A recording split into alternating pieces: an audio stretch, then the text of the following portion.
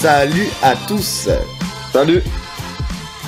Bon, bienvenue sur le podcast Tatami Connection, votre podcast préféré après les autres. Je suis Jarod, il est Rolly et on est là pour vous faire le récap, le débrief de l'UFC 320, cette UFC qui a eu lieu à la T-Mobile Arena dans la nuit du 4 au 5 octobre.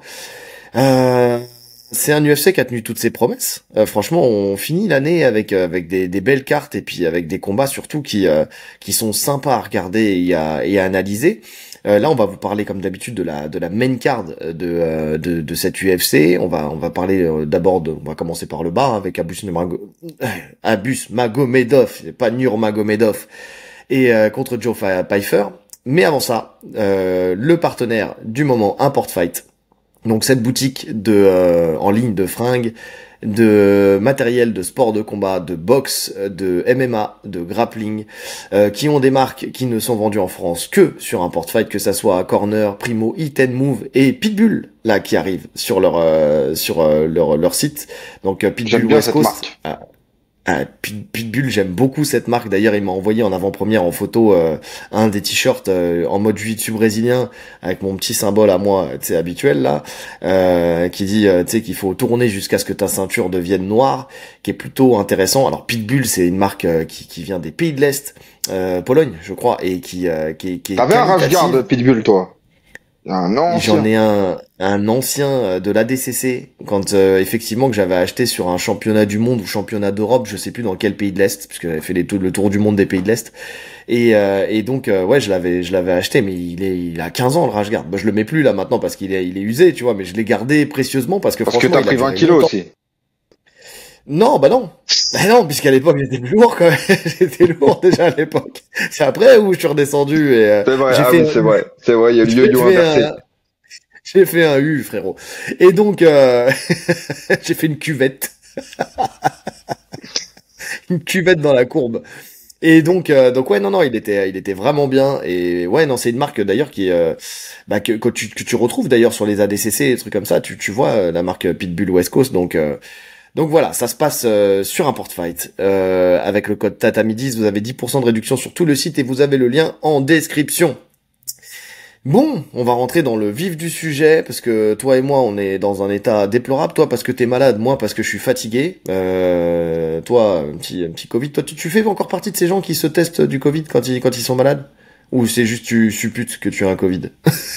Non, je me teste. Je me teste, mais parce que ça me fait un arrêt médical plus long, tu vois, pour le travail. Ah, les bonnes stratégies. Mais pourquoi tu dis ça en live? Hein, là, t'as des preuves.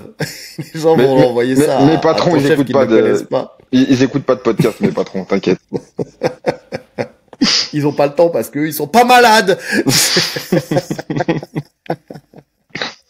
Et puis moi j'ai commenté, enfin j'ai eu un long week-end puisque j'ai entre cours, commentaires du CKF, du Sakula Flow que je vous invite à revoir en live sur la chaîne aussi, hein, YouTube du CKF, 3 heures de live. Franchement c'était très intense, c'était vraiment très intéressant. Il y a eu du beau jeu. Si vous êtes un amoureux du jiu-jitsu brésilien et du grappling, franchement allez-y. CKF, Sakula Flow, le CKF True Student. Vous pourrez retrouver sur mes réseaux sociaux, sur les réseaux de Tatami Connection, un lien pour y aller, il y a pas de souci. Et puis après hier il y avait aussi compétition CFJJB, donc j'ai coaché aussi, donc autant vous dire que plus regarder l'UFC pendant la nuit qui a fait le pont entre les deux, je vous dis je suis dans un état déplorable. Donc s'il y a des fois où je bafouille, vous m'en voudrez pas. Voilà, c'est pour ça que je dis ça, parce qu'après vous êtes dur en commentaire. Non, tranquille, on est fatigué. Vous avez vu, j'ai des valises sous les yeux, les amis. Bref, on a dit, on commence. Abus Magomedov contre Joe Pyfer. Alors dès les premiers combats, on a compris que ça allait être encore une soirée où il y allait avoir pas mal de finish, hein. Parce que ce combat-là, il a été pas mal. Alors Joe Pyfer, qui normalement est un mec qui met des KO, qui là, au bout de 30 secondes de combat où ça se tourne autour, c'est lui qui attaque, qui prend le single leg, enfin double leg qui transforme en single leg et qui prend d'ailleurs une guillotine, hein, tout de suite avec le bras. Bon, il arrive à s'en sortir, mais en tout cas. Il arrive à amener Abus au sol, il revient tout de suite dessus, il prend la monte, tu vois, c'est pas mal. Il y a déjà des premiers échanges au sol qui sont très intéressants entre Abus et lui. Dès le début, tu t'attends, tu sais, à du striking, et tu te retrouves avec une bagarre de lutte et de grappling. Surtout que Pyfer, il est connu pour sa puissance de frappe. Je me rappelle que, tu sais, quand il faisait de frappe, quand il faisait les tests au Performance Institute, là justement, où il frappait la machine, il avait été élu frappe la plus puissante, je crois même plus puissante qu'Ngannou, de ce qu'ils avaient dit. Mhm. Et ouais, c'est vrai que c'est étonnant de le voir se transformer en lutteur. Mais bon, peut-être un changement de stratégie, hein. Je crois qu'il sort d'une défaite, ou alors il était revenu avec une victoire, en tout cas, il a connu une défaite dans son ascension. Peut-être un changement de style, il voulait tenter autre chose. Je sais pas si c'était là, bon, on le saura par la suite si ça a marché ou pas, mais en tout cas, sur le premier round, ça commence pas très bien, dans le sens où son amenée, elle est contrée, d'ailleurs par un très Mhm. bon, il enroule bien la jambe à Abus Nurmagomedov, il a une sorte de lockdown en fait dès l'atterrissage qui lui permet de remonter très vite au-dessus. Et au-dessus, tu sens qu'il domine. Tu sens que Pfeiffer sur le dos, c'est pas trop ça. Alors quand il est au-dessus, je pense il est bien meilleur, mais sur le dos, c'est même s'il recompose, etc. Mais tu sens que Magomedov, Ouais, quand même, parce c'est que au-dessus. quand même, parce que bon, alors effectivement, mais il se fait renverser, mais tu vois qu'il arrive à ses réflexes, son sens du combat, il est là quand même, parce que t'as vu de la position monter très rapidement, il pousse les hanches pour recomposer une garde papillon. Tu vois qu'il est aussi à l'aise pour essayer de renverser à droite, à gauche, même si Abus, comme vous voulez, vous le dites comme vous voulez, est stable. Albus Dumbledore, il est stable pour rester équilibré. Mais derrière, il attaque quand même un triangle très très rapidement. Alors certes, c'est défendu, il sort, mais en tout cas pour le coup, il y a quand même, tu sais, du jeu plutôt intéressant. Tu vois, Il propose des choses. Tu sens il est pas complètement largué. On n'est pas sur un Justin Gaethje sur le dos. Mais malgré tout, tu sens quand même qu'Abus, quand il est au-dessus, il prend le dessus. Il prend le dessus dans le combat. Même si Mhm. il arrive à se relever, il finit par se relever Pfeiffer avec Abus qui a dans le dos, il lui met une projection, enfin une projection. Il le tire comme son enfant, tu vois. En fait, je sais même Ouais. pas quelle projection, il y a même pas de nom sur ça. Il est en ceinture arrière, il le tire au sol, il le met à plat dos, il se retrouve tout de suite en nord-sud, positionné pour attaquer une Kimura. Ouais. Ouais, mais encore une fois, tu vois, c'est bien défendu. Parce que vu la Ah bah, position, normalement, il aurait pu, ça, tu vois, c'est il bon. aurait pu le faire taper, Après, tu vois. Il aurait pu lui arracher le bras et le faire taper. tu sens que niveau puissance, déjà, le bras, il bouge pas d'un poil. Malgré la pression de Magomedov pour tirer, tu sens que ça bouge pas. J'aime bien la petite transition qui aurait pu être intéressante. Bon, à ce niveau-là, c'est compliqué, mais tu sais, le ciseau qu'il fait au niveau du cou. On avait un élève qui avait fait ça, je sais pas si je te rappelle. Mm. C'était, oui, Je maintenant sais il plus travaille comment il dans les s'appelle, locations de voitures. qui avait fait taper comme Euh, ça à Villepinte. C'était Fat 1000, c'était son Ouais, Instagram. c'est ça. Une sorte Mais de c'est une ciseau technique qui hein, que peut je être fais. Non mais intéressant. attends, tu sais que ça c'est une technique, mais c'est une vraie technique que je fais très souvent où t'attaques la Kimura et en fait de la Kimura en nord-sud tu viens pour squeezer tes jambes en fait autour de, enfin pour serrer effectivement en ciseau le cou de l'adversaire. C'est une technique qui est montrée sur des chaînes. Ouais, Mais je crois non, que je l'ai mais montré d'ailleurs moi sur la chaîne Alpha Fight Club. C'est vraiment une technique qui marche vraiment bien Mais cette en fait, il y a technique là. deux intérêts. C'est soit tu arrives à être bien positionné, à choper plus ou moins le coup et tu peux faire taper, soit pendant qu'il est occupé à subir cette pression au niveau de la tête, ça peut te permettre de dégripper la main pour revenir sur ta Kimura. Bon là, ça a pas fonctionné ni l'un ni l'autre. Mais c'était bien tenté. Oui, c'était bien tenté. Bah de toute façon, c'est même limite si c'est trop puissant au niveau du. Alors t'as des choses hein, pour faire dégripper le bras pour la Kimura, tu vois. Il y a des choses à faire où tu peux partir en Tariko Plata, tu peux faire. T'as plein de choses à faire. Mais dans un truc non énergivore qui ne pose pas trop de problèmes et qui surtout qui te met pas dans une situation galère si tu le rates, c'est une technique qui marche bien. Et puis en plus de ça, même si ça passe pas, tu crames de l'énergie à ton adversaire parce qu'il respire pas pendant ce temps-là. Et même pour sortir de là, tu vois, c'est pas évident. Même si j'ai trouvé quand même que Pfeiffer avait réussi à sortir assez facilement. Il doit avoir une puissance de ouf, le Ouais, Pfeiffer non, quand mais même. ça, y a pas de Ouais. doute. Y a pas de doute. Il sort de là, ça finit par se relever. Et il y a un ou deux échanges debout qui sont à l'avantage de Magomedov hein, dans ce premier round. Touche sur un bras arrière et touche bien sur un jab. Et puis Ouais, ça se bon, finit là. il y a des deux, hein, parce que effectivement, t'as Abous qui touche avec sa gauche, qui explose, mais t'as aussi Pfeiffer qui touche avec un bras arrière et qui esquive et renvoie un crochet. Tu sais, il fait un enchaînement où il esquive, il renvoie, tu sais. Donc les deux ont de la réussite, on va dire, sur la phase de boxe. C'est assez serré, enfin assez serré sur cette phase de boxe, hein. Mais sur le combat, en tout cas sur le premier round, je sais pas, on est d'accord, mais je pense que le round il Non, va à clairement. Magomedov. Ouais. Clairement. Il prend le premier round et tu te dis, il y a un chemin. Parce qu'il n'était pas favori, il me semble, Magomedov dans ce combat.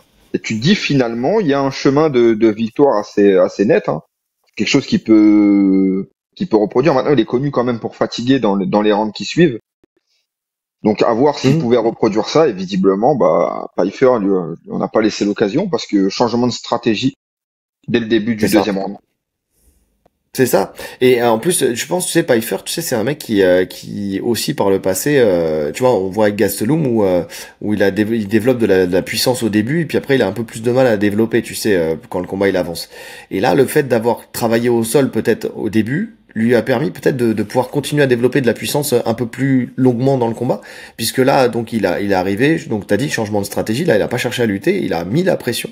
Et il a envoyé un premier bras arrière qui touche dur, un deuxième qui fait tomber Abus au sol, Abus qui reprend la demi-garde et place son underhook, Pfeiffer qui reste dans la demi-garde et reprend le contrôle sous l'aisselle, il commence à envoyer son grand end pound, Pfeiffer s'installe avec un début de bras-tête, mais bon, il y a de l'échange, hein, de toute façon, un Abus qui tente de reprendre la distance avec la carte papillon, mais t'as Pfeiffer qui passe la jambe et qui garde le bras-tête en fait, tout simplement.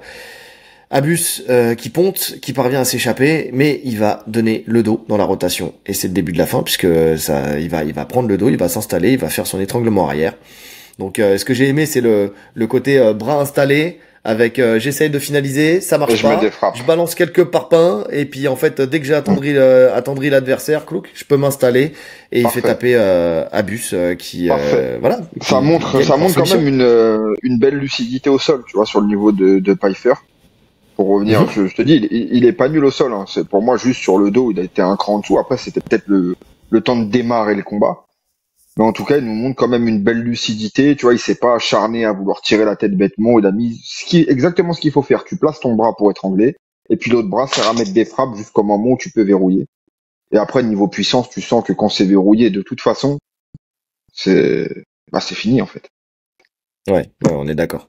Ouais, non, c'est pour ça, tu vois, moi, je te dis, moi, j'ai vu des belles choses, mais même en dessous, j'ai vu des belles choses de Pfeiffer. Alors, je sais pas depuis combien de temps il met en place son sol, en soi, parce C'est un que c'est vrai habitué, que, hein, est-ce que, apparemment. C'est un habitué qui fait pas mal de compètes de grappe, en tout cas de ce que disaient les commentateurs. Antoine Simon et Taylor Lapillus. Visiblement, il est connu quand même sur le circuit du grappe. Alors, je pense pas que ça soit le circuit de très très haut niveau, mais en tout cas, il fait des compètes de grappe. Et tu le sens, ça se sent dans sa façon de recomposer, dans sa façon de bouger. Tu sens quand même que c'est un mec qui est habitué à faire du grappe. Hmm. En tout cas, un Pfeiffer comme ça qui est plus complet, qui mixe plus, déjà, je trouve ça très intéressant, parce que ça le relance un petit peu, tu vois, je sais pas, moi ça me donne envie de voir jusqu'où ça peut aller parce que quand tu mixes avec une lutte qui est plutôt pas mal, avec un sol qui est pas dégueu, où il sait exactement ce qu'il fait, tu vois, qui est suffisant pour du MMA pour la plupart des adversaires qu'il va rencontrer. Et en plus tu couples ça avec une puissance de frappe une cacahuète de l'espace. Et ben c'est j'aime bien, j'ai envie de voir où ça va nous mener tout ça. Ouais, ouais. Bon, après, je pense quand même que sa hype en a pris un coup, hein. Comparé à quand il est arrivé, on voit quand même certaines limites. Pour moi, c'est un bon combattant qui va monter progressivement, mais je vois quand même un plafond de verre. Je vois pas un mec comme Pfeiffer arriver jusqu'au titre. Après, c'est peut-être tôt pour dire ça, mais c'est mon Bah c'est ressenti ça. actuellement. Oui, si tu prends à l'instant T, je suis d'accord. Mais maintenant, tu vois, avec cette intelligence de se remettre en question, tu vois, et d'essayer de travailler différemment. Après, je te dis ça, ça se trouve, il y en a plein, qui suivent leur carrière, de sa carrière depuis le début, qui vont dire, mais vous êtes malade ou quoi? Il a toujours fait ça. C'est juste que quand il est arrivé à l'UFC, il mettait que des parpaings, mais en fait, il a toujours fait ça. Je sais pas, je le suivais pas à l'époque. Donc, je peux pas dire. Nous, comme on vous a déjà dit, on analyse ce qui se passe à l'instant T. En tout cas, de ce que j'ai vu de lui jusqu'à maintenant, là, en tout cas, il y a un chemin qui me plaît bien. En tout cas. Ouais, écoute, on verra la suite parce que là, il va grappiller.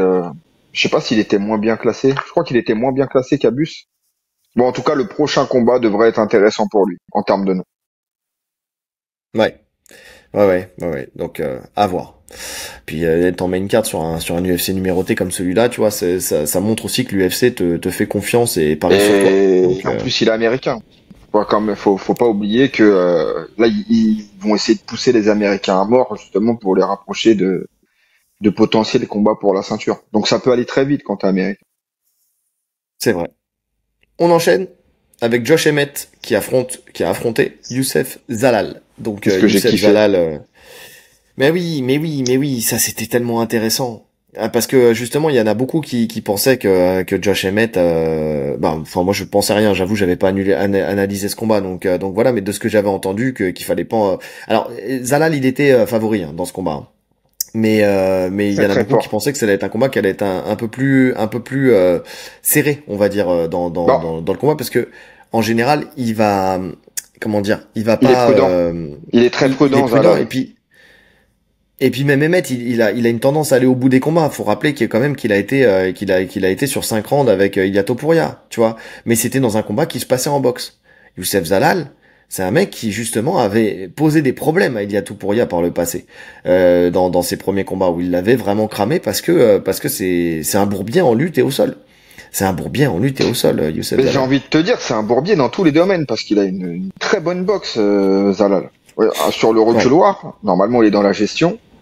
Là, il y a eu un changement de stratégie. Il y a personne qui a fait ça à Emmett. Ce qui lui a fait là, il y a personne qui lui a fait avec une telle facilité. Franchement, moi je m'attendais à justement, comme tu disais, un combat avec un Zalal qui recule et qui pique, qui fait du in and out, parce on connaît la puissance de Emmett sur une frappe. Mhm. Mais il a pris tout le monde à contre-pied et dès le début du combat sur une avancée d'Emmett, il rentre dans les jambes. Le timing, Mhm. il est parfait. L'atterrissage, en fait, tout est parfait parce que pour moi, une belle amenée au sol, c'est quand en plus à l'atterrissage, tu arrives dans une position bien dominante. Et là, il se retrouve en quartermonde direct. Ouais. Tout à fait. Et tu sens Alors tout de déjà, suite le danger. avant de shooter, tu remarques déjà premier point, c'est qu'il reste à distance de kick. Déjà, cette Bien sûr. intelligence de rester à distance de kick, il a envoyé 2 kicks avant de shooter. Et c'est là après où il se retrouve dans cette quarter monte, effectivement. Donc avec un bon contrôle de la ligne d'épaule, un bras sous l'aisselle, le contrôle il était fort. Tu sais, Tu le tu sens. sentais que Mais le tu le contrôle sens. il était très précis. Tu vois déjà de base. Mais Emmett, il réagit bien, hein. 2 mains sur une main, il retire la main, enfin il retire le bras de contrôle de Zalal. Tu vois, et c'est plutôt intéressant, mais t'as Youssef qui place son deuxième bras au niveau du cou, puis sous l'aisselle, il continue à contrôler l'adversaire. Il prend le Kimura grip. Et là, tu sens, voilà, quand on parlait d'un gros niveau au sol, tu vois, c'est le genre de contrôle où là, tu sais que la personne, elle sait de quoi elle parle. Tu vois, Ouais. quand elle s'installe, qu'elle commence à placer son Kimura grip, Parce que je te le c'est dis, hein, que, c'est, il y a 80% des combattants qui, sur la phase où Emmett revient en tortue et que Zalal attaque le dos, il y a 80% des combattants qui passent par-dessus et qui se retrouvent sur le dos. Tu vois, en voulant forcer vraiment à attaquer le dos. Lui, très Hmm. intelligemment, tu sais, il ferme, il croise ses pieds en une sorte de triangle pour conserver cette position. En fait, c'est la phase de transition entre le dos et le juji. Et il a attendu très patiemment sur cette phase, justement, d'attendre le bon moment pour passer sa jambe droite devant la tête pour attaquer le juji. Et ça, tu sens Hmm. que c'est ultra précis. Parce que beaucoup de combattants se seraient précipités pour justement forcer le juji et auraient perdu la position. Lui a attendu que Emmett commence à un peu tirer, tu vois, à relever la tête pour essayer de s'extraire, pour passer sa jambe. Et tu sens, dès la saisie, dès qu'il passe sa jambe, l'étau qu'il met avec ses jambes, tu sens que c'est ultra Ouais. puissant. Il n'y a pas de sueur. Donc c'est le pire des moments pour se retrouver dans cette position pour Josh Emmett. C'est qu'il n'y a aucune sueur pour extraire son bras. Les deux sont très frais, donc Zalal a beaucoup de force dans les bras. C'était mal engagé dès le début. Et en plus, il y a une mauvaise réaction de Emmett, c'est qui cherche à exploser, à se À se redresser pour sortir. Eh oui. grosse erreur. Ça, à la limite. Alors c'est une erreur tout le temps, mais à la limite, cinquième round, t'es plein de sueur, voilà, tu tentes cette sortie. Mais là, avec le bras sec, c'était même pas la peine. C'était même pas la peine. Donc il se retrouve à se tendre le bras lui-même. Il a même pas le temps de taper, hein. C'est un tape out verbal. Ouais. En plus dans l'angle, on le voit pas, mais l'arbitre intelligemment, il arrête, il le voit tout de suite. Magnifique, simple, efficace. Oui, c'est ça, c'est ça. Mais comme tu parlais de la prise de dos tout à l'heure, juste le fait de son placement pour prendre le dos, c'est là où tu vois qu'il maîtrise. Je parlais du Kimura grip, mais le fait de bien prendre le temps de monter le genou derrière la tête, tu sais, celui qui est dans le dos Mm. pour être placé parfaitement pour essayer de le prendre ce dos, tu vois, ça c'est vraiment académique, c'est scolaire. Tu vois, mais scolaire dans le bon sens du terme, parce qu'il y a des trucs où t'as pas besoin d'être scolaire. Pour ça, c'est limite une obligation dans cette prise de dos de l'être de cette manière-là. En fait, t'as vu que chaque chose a été faite de la meilleure des manières. Et effectivement, oui, Emmett aurait dû tasser plutôt que de se tendre. En fait, l'idée, c'est de faire l'inverse, c'est de tasser justement Youssef Zalal pour ensuite sortir le coude et après essayer de sortir, de sortir le reste du bras en fait pour sortir du juji. Là, c'est un manque de réflexe. T'en as des combattants comme ça t'en as beaucoup qui se font attraper comme ça et c'est même très dangereux parce que quand tu te redresses, en plus, souvent tu te retrouves avec le mec qui te met le juji qui arrive à plat ventre avec tout son poids sur ton bras et ça peut créer de graves blessures en plus ce genre Mais de choses. ça Donc, arrive extrêmement souvent, et même des grands champions qui savent que c'est une erreur. Très souvent, je pense qu'ils sont peut-être trop confiants de leur puissance et de leur explosivité en se disant je vais sortir parce que peut-être qu'à l'entraînement ça fonctionne. Mais non, faut pas faire ça. Faut pas faire ça. Faut être patient dans cette position. en fait, comme t'as dit, ça aurait fonctionné si Youssef Zalal s'était précipité sur le juji. Mais sa Ouais. patience, son placement et le fait de ne pas griller les étapes a fait que c'était pas possible de s'extraire comme ça. Le seul moyen qu'il aurait pu de s'extraire en sortant le bras comme ça, c'est avec sa deuxième main de tasser les jambes dans le sol, tu sais, pour faire un contrepoids, tu sais, Ah, mais d'aller dans les deux sens. Il pouvait pas Mais il puisque pouvait pas. son autre bras était aussi bloqué dedans. En fait, il pouvait Bien sûr, mais même c'est pas ça. taper parce qu'il était dans son verrouillage de bras pour défendre le juji. Il Hum était complètement bloqué. Donc magnifique. Comme tu dis, c'est Voilà, scolaire. c'est sûr. Ça fait plaisir à voir en fait un jujitsu simple et efficace. Tu vois, d'un mec justement qui respecte chaque étape. Parce qu'on a tendance à partir sur des trucs à la volée, mais on oublie trop le concept de position et d'abord soumission. Et c'est ce qu'il a Hum. respecté et on voit l'efficacité de la chose. Puis la patience. La patience. Tu sais, le jiu-jitsu brésilien, c'est une affaire de patience aussi. Et souvent, justement, il y en a beaucoup qui se précipitent trop parce en fait, ils sont tellement contents d'avoir quelque chose qu'ils pensent que s'ils mettent un peu de temps à s'installer, en fait, ils vont le perdre. Au contraire, Hmm. c'est plus tu te précipites et plus tu perds la chose. Donc là, ça a été très bien fait. En tout cas, Youssef Zalal, donc, il s'impose au premier round par soumission, qui a donné beaucoup de respect à Josh Emmett et qui dit que c'est une putain de légende. Il veut le titre, il est prêt, s'il peut passer par Leroy Murphy, Diego Lopez ou n'importe qui, il l'a promis, il veut devenir une star. Il l'a promis à Dana White, pour le coup, qui veut devenir une star de l'UFC et il lui a promis de devenir le futur champion de la catégorie. Donc, écoute, Bah, je demande à voir. Hein. Je demande à voir ouais. ça. Depuis son retour à l'UFC, il est quand même sur des sacrés pairs. Tu sentais que il avait à cœur et le public lui tenait rigueur aussi de son dernier combat contre même Dana White, hein, son dernier combat contre Qatar où sur le cinquième round il avait complètement fui parce qu'il avait gagné les quatre premiers et justement il avait limite couru, ce que l'UFC n'aime pas. Donc je pense qu'il l'a bien compris lui aussi. Qui même si t'es fort, il faut quand même être un minimum spectaculaire et tu peux pas te permettre si tu veux monter de faire des perfs comme ça. Surtout qu'il était vraiment dominant contre Qatar. Donc oui, là, pour moi, il a remis les compteurs à zéro. Il part sur une belle victoire. Il a fait ce que personne n'a fait à émettre. Il a mis une clim dans la salle. Il n'y avait pas un bruit. C'est vrai parce que je pense que le public il était pour émettre de toute façon à la base. Bah oui. Donc ça c'était sûr et certain et c'est vrai que quand il dit ouais donner du respect à non mais en fait c'est toi qui respecte pas frérot. C'est plutôt lui qui devrait dire donner du respect à Youssef Zalal parce que vraiment il a fait une dinguerie. Ouais. Parce que c'est vrai il se faisait huer le pauvre. Il était là Ouais. mais je pense qu'il était tellement content qu'il a même pas capté qu'il se faisait huer.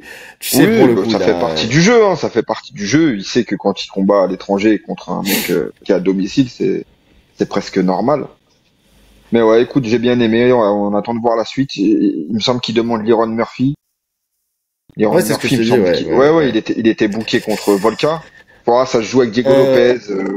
Non, On sait pas c'est pas finalement. booké encore. C'est Voilà. qu'il l'a demandé et Volka a dit oui. Maintenant, il y a rien d'officiel encore sur cette histoire. Mais oui, la logique aurait voulu que ça soit Liron Murphy Écoute, à voir ce que l'UFC qui. veut aussi, hein, parce que là, il propose des mecs qui lui permettraient d'être à un combat, du combat pour le titre. Est-ce que l'UFC veut l'accélérer autant, Youssef Zalal? Je suis pas sûr. Il y a pas Je de suis loin marché. d'être sûr. Peut-être, Y a pas de- je verrais plus moi un combat contre Jean Silva. Eh, pourquoi pas? Effectivement, pour essayer de faire monter une hype. En fait, Jean Silva, soit ça le relance, C'est ça. Soit parce que Youssef ça Zalal reste va prendre Zalal. Voilà, elle va prendre le quickening de Jean Silva, comme d'habitude. Parce que en vrai, là, il y a une hype un petit peu autour justement de Zalal qui vient de battre un Emmett qui est connu et reconnu dans la KT et à l'UFC. Donc voilà. Maintenant, soit tu assois ce début de célébrité, on va dire, parce on est loin de la célébrité, hein. Mais en tout cas, soit tu assois ce début de hype autour de lui en le faisant combattre contre Jean Silva et en le faisant battre, en sachant qu'en plus de ça, Il y a des il failles, y a on a un vu les chemin. failles. Ah, ouais. Mais oui, Là, il nous a eh oui, il y montré a un que chemin. ouais, il y a vraiment un match intéressant à faire, je trouve. Ouais. Donc bon, à voir. À voir pour la suite. On verra ce que l'UFC nous propose pour ce Youssef Zalal. Quant à Emmett, 40 ans, je sais pas combien de temps ça va durer encore, mais bon, il est encore compétitif, mais bon, il fait partie des anciens de l'UFC. C'est même pas de la KT, mais de l'UFC, quoi. Ouais. Donc, à voir. En sachant qu'il a pas pris beaucoup de dégâts, donc c'est pas ce combat-là qui fait que on dit Mm. ouais, tu vois, il s'est fait piéger, c'est tout. L'autre, il a été plus fort, plus rapide, c'est comme ça. Tu peux pas avec ce combat dire il est fini, faut plus entendre parler de lui. C'est pas avec ce Non, c'est combat-là sûr. que tu peux dire ça. On enchaîne avec le premier combat que j'ai vu en live, parce que enfin après les autres je les ai vus après les deux premiers combats, mais là je me suis réveillé pile pour ce combat-là. Le destin fait bien les choses des fois. Jiri Prochaska contre Khalil Rountree. Eh ben, on avait dit que c'était forcé, ça pouvait être un combat Fight of the Night. Et ben, force est de constater que ça a été le cas. D'ailleurs, j'ai pas regardé, tiens, c'est vrai que ça, j'ai pas eu le temps de regarder les, je me comprends, les résultats justement. Qui a été élu Fight of the Night, Performance of the Night et tout ça. Parce que je sais même pas en fait s'il y a été. Si, il a eu le Fight of the Night. Fight of the Night. Fight of the Night, effectivement. Performance of the Night pour Pereira et Performance of the Night pour Pfeiffer aussi. C'est Donc, dégueulasse voilà parce que je les pense que résultats. Zalal l'a mérité aussi, la performance. Ouais, ouais, je suis d'accord. Donc Jiri Prochaska contre Khalil Rountree, justement ça a été au Rountree, pour le coup, il fallait que je la fasse, elle était là. C'est un combat qui était pas mal, pour moi il y a eu 3 temporalités qui se sont mises en place avec les 3 rounds. C'est-à-dire il y a eu un premier round qui a été en la faveur de Rountree, un deuxième Mhm. round où ça s'est rééquilibré, Un petit peu. et un troisième round qui a été déterminant et qui a permis à Jiri Prochaska de s'imposer de la manière la plus violente qui soit, comme d'habitude. Ouais, c'est ce que je note aussi. Les 3 temporalités sur les 3 rounds. Ouais, c'est ouf, hein. Même s'il y en a qui donnent, tu sais, alors Alors, moi je donne les deux je donne premiers les rounds deux à rounds, rentrer. je donne, on est d'accord. Mais il y en a qui pensent, enfin, de ce que j'ai entendu, tu vois, que les deux premiers rounds sont du même acabit, c'est-à-dire que c'est vraiment Non, Rountree qui roule sur Prochaska. Dans le premier round, ouais, t'as un Rountree qui est très très composed, tu sais, qui prend son temps, qui est carré, qui est précis, avec un Prochaska qui a pas encore trouvé sa distance, tu sais, son rythme, qui essaye de mettre ses feintes, mais à chaque fois qu'il met ses feintes, ce que tu notes, c'est qu'il se fait, à chaque il fois, se il se fait fait contrer. timer par des crochets, par des Parce frappes que, lourdes de la part de Rountree. Franchement, je me demande comment il fait pour tenir sur des frappes comme ça, où il a le menton à la fenêtre, des fois il a la tête, elle est légèrement penchée, ça veut dire que, tu sais, on l'a dit, encaisser un coup, c'est être prêt physiquement à encaisser un coup. Quand t'es là, quand t'es bien dans tes épaules, quand t'es bien contracté, tu vas encaisser le coup. Mais quand t'as la tête qui est penchée comme ça, là t'es pas contracté du tout. Et quand il prenait des crochets pleine pointe du menton, plein fer, avec la tête légèrement penchée, je me dis mais normalement ça devrait faire, en fait, le corps devrait continuer à pencher et s'écrouler. Et c'est ce que je me disais, je me dis, il va s'écrouler. Dans le premier round, je me dis, il y a un moment, ça peut pas tenir, il va s'écrouler.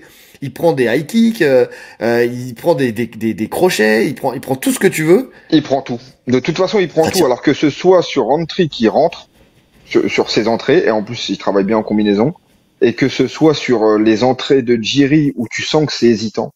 En fait, il démarre son entrée, mais il va pas au bout. Il déclenche pas. Donc, il se fait cueillir en plein milieu de son entrée, systématiquement.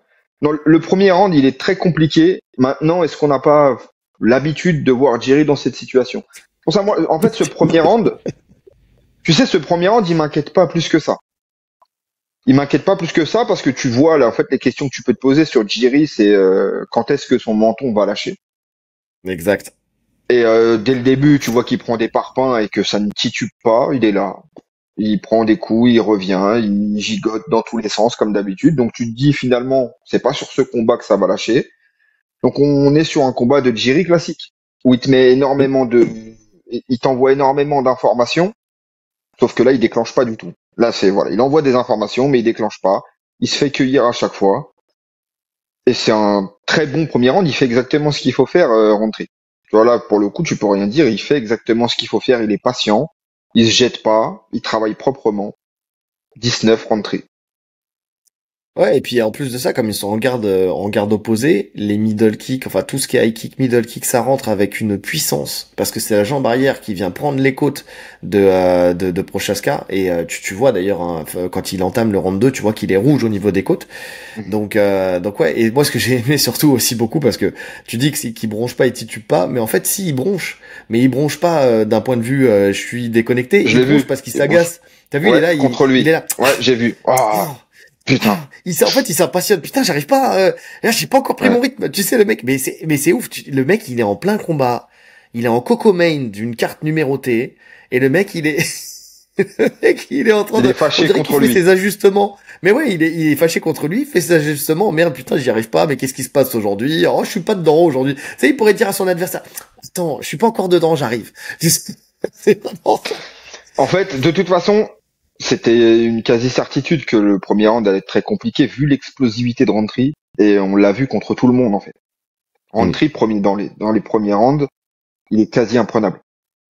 Il est quasi imprenable. On l'a même Oui. vu contre Pereira. C'est très compliqué de gérer son explosivité, sa force de frappe, ses entrées, ses sorties. Donc c'était sûr. Maintenant, ce qui faisait la force dans ce combat pour Roundtree, pour moi, c'était que c'était en 3 rounds.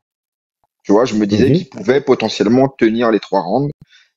En 5 rounds, ça aurait été plus compliqué. Bah, en 3 rounds, visiblement, ça a été compliqué aussi. Bah, c'est compliqué parce qu'en fait, à partir du moment où dans le round 2, il y a eu un équilibrage, surtout qu'en plus, Roundtree, il commence très fort. Tu sais, il a compris qu'il touchait. Donc il commence très fort dans le round 2, il envoie des séries de crochets tout de suite. Il envoie des... il y a Jiri qui essaye d'envoyer, qui envoie plus comment dire, de low kick, qui commence à essayer de placer aussi plus de coups de retournée qui touchent. Il y a un moment, dès le début, Il y il a y un a un coup moment, de il touche, retournée ouais, qui touche. C'est mais ça? pas de, pas d'un, pas, il y a pas de, ça n'a pas été impactant. Non, non, il a pas bronché, ouais. Et t'as Roundtree qui commence, lui, à attaquer plus en ligne basse, avec des low kicks, des chassés dans les genoux et tout ça. Donc, tu sens aussi il sent qu'il faut pas non plus laisser trop Prochaska avancer et lui mettre la pression avec son rythme effréné, tu sais. Donc, il envoie des chassés, plus que des low kicks. D'ailleurs, parce que les low kicks, il les envoie, mais on sait d'expérience que il y en a qui ont essayé, notamment Rakic à l'époque et tout ça, et que finalement, même si ça lui fait mal, ça l'impacte pas. Il a un mental qui fait que, de toute façon, il continuera à avancer. Donc, il envoie des chassés pour le casser dans ses avancées, en fait, tout simplement. Mais même sur les Et, chassés, hein, il n'y a pas vraiment de dégâts. On sait qu'il avait blessé, je sais plus qui, avec tu sais, ses coups de pied écrasants, là. La posture de Projaska fait que il peut l'encaisser. Tu vois, il est assez fléchi, il est assez bas. Mhm. Il n'y a pas vraiment un risque sur le genou. Donc, en fait, quand il le met, oui, il le met pour le mettre, ça score, mais ça stoppe pas forcément l'avancée de Jiri. Le truc que je trouve C'est ça. intéressant, moi, sur les entrées, c'est il a un très bon crochet du bras avant, à chaque fois rentré. Il le Oui. cueille tout le temps sur son crochet du bras avant, qu'il soit en gaucher ou en droitier. Son crochet où il se décale un peu, le check hook là, il le touche tout le temps. Mais c'est tellement épuisant d'avoir un mec que tu touches plein pot. Tu sais, Et limite, qui avance. il te tourne le dos quand tu lui mets parce qu'il le prend vraiment pleine tête. Et puis il se remotive et il revient et il remet la pression. Ah, c'est fatigant. C'est même pas il se remotive, c'est qu'il est même pas démotivé de toute façon. Tu Ah, il sais, est c'est même un pas truc de ouf. démotivé. C'est que Il est même pas tu vois même démotivé. pas un quelque chose, tu vois même pas un doute chez lui. Et surtout qu'en plus tu le vois, et c'est là où en fait où il reprend aussi l'avantage, et c'est là où il commence à forcer aussi Roundtree à attaquer plus en ligne directe, notamment avec des jab cross. Tu sais beaucoup plus, c'est que Prochaska commence à sortir son jab. Il augmente déjà sa vitesse de feinte, Mm. et là il commence à sortir son jab et il les envoie, il les envoie, il les envoie.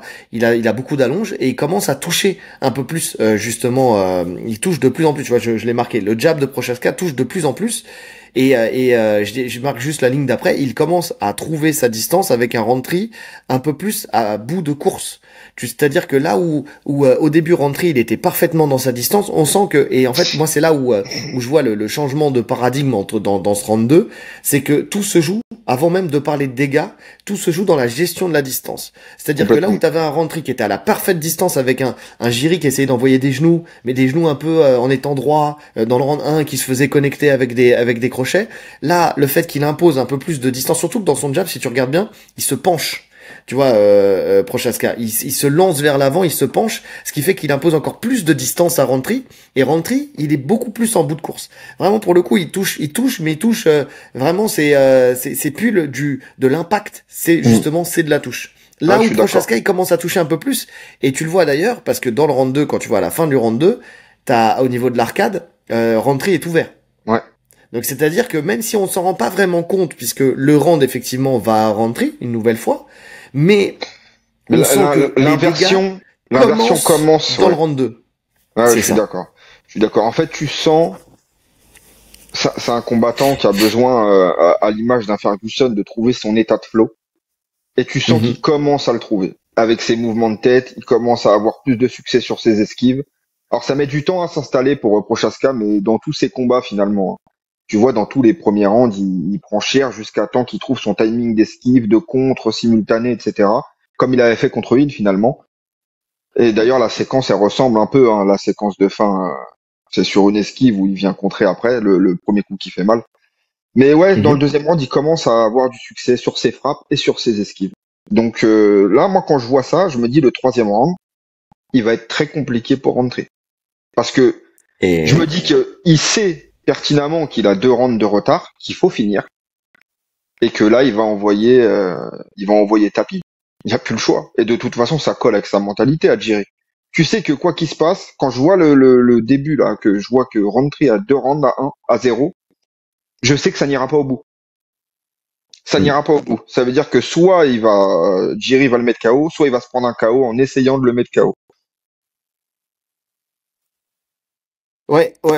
Eh ben, je suis d'accord. Et en fait, ce qui s'est passé, c'est que même si le troisième round recommence quand même en la faveur de Rountree et qui recommence à envoyer, tu sais, les crochets d'entrée, tu vois. Et puis t'as Prochaska qui met encore des coups sans conviction, tu vois. Il met un coup de genou sauté, mais il y a pas vraiment de conviction. Et puis il se fait punir à chaque fois par des crochets. Je me demande comment il fait pour être encore debout. Je le note dans mes notes. Mais là, tu commences à avoir l'accélération de Prochaska, mais qui commence légèrement. C'est-à-dire, il part pas pleine bourre. C'est qu'il accélère petit à petit, et ça monte crescendo, où il envoie de plus en plus de feintes, et surtout, il dure dans l'échange. Et ce qui est marrant, c'est que, et c'est là où, en fait, c'est à ce moment-là où j'ai dit, je me demande comment il arrive à pas tomber. Je marque qu'il il a vraiment un sacré menton parce que, pour le coup, en fait, il dure dans l'échange et en fait, dans tous les échanges, il se fait contrer. Mais même s'il se fait contrer, dans tous les échanges, il commence à toucher. Et t'as des jab cross, crochets qui touchent de Prochaska, il commence à avoir de la réussite. Il touche davantage. Rountree qui, sous la pression, commence à fatiguer. Et là, on retrouve un petit peu le Rountree face à Pereira. On sent qu'il commence à fatiguer, qu'il commence donc à être plus brouillon dans ses frappes. Parce que c'est ça, en fait, la différence entre le round 1, 2 et le round 3. C'est que il était précis, il envoyait peu de volume, mais c'était des volumes qui touchaient dans le round 1 et 2. Et dans le 3, il essaye d'augmenter son volume pour suivre le rythme de Prochaska. Sauf qu'il devient, donc, il est plus brouillon. Surtout qu'en plus de ça, il y a le front de jambe arrière, là, de Prochaska aussi, qui fait mal au corps. Des types au corps. De toute façon, le travail qu'il commence à mettre au corps, quand il sent qu'il fatigue, et c'est là où il a été très intelligent, parce que beaucoup se seraient rués uniquement sur la tête, en se disant c'est le dernier round, il faut absolument que je le finisse, mais il commence un travail au corps avec les frappes. Il envoie des rafales de crochet, du percute, de genoux au corps.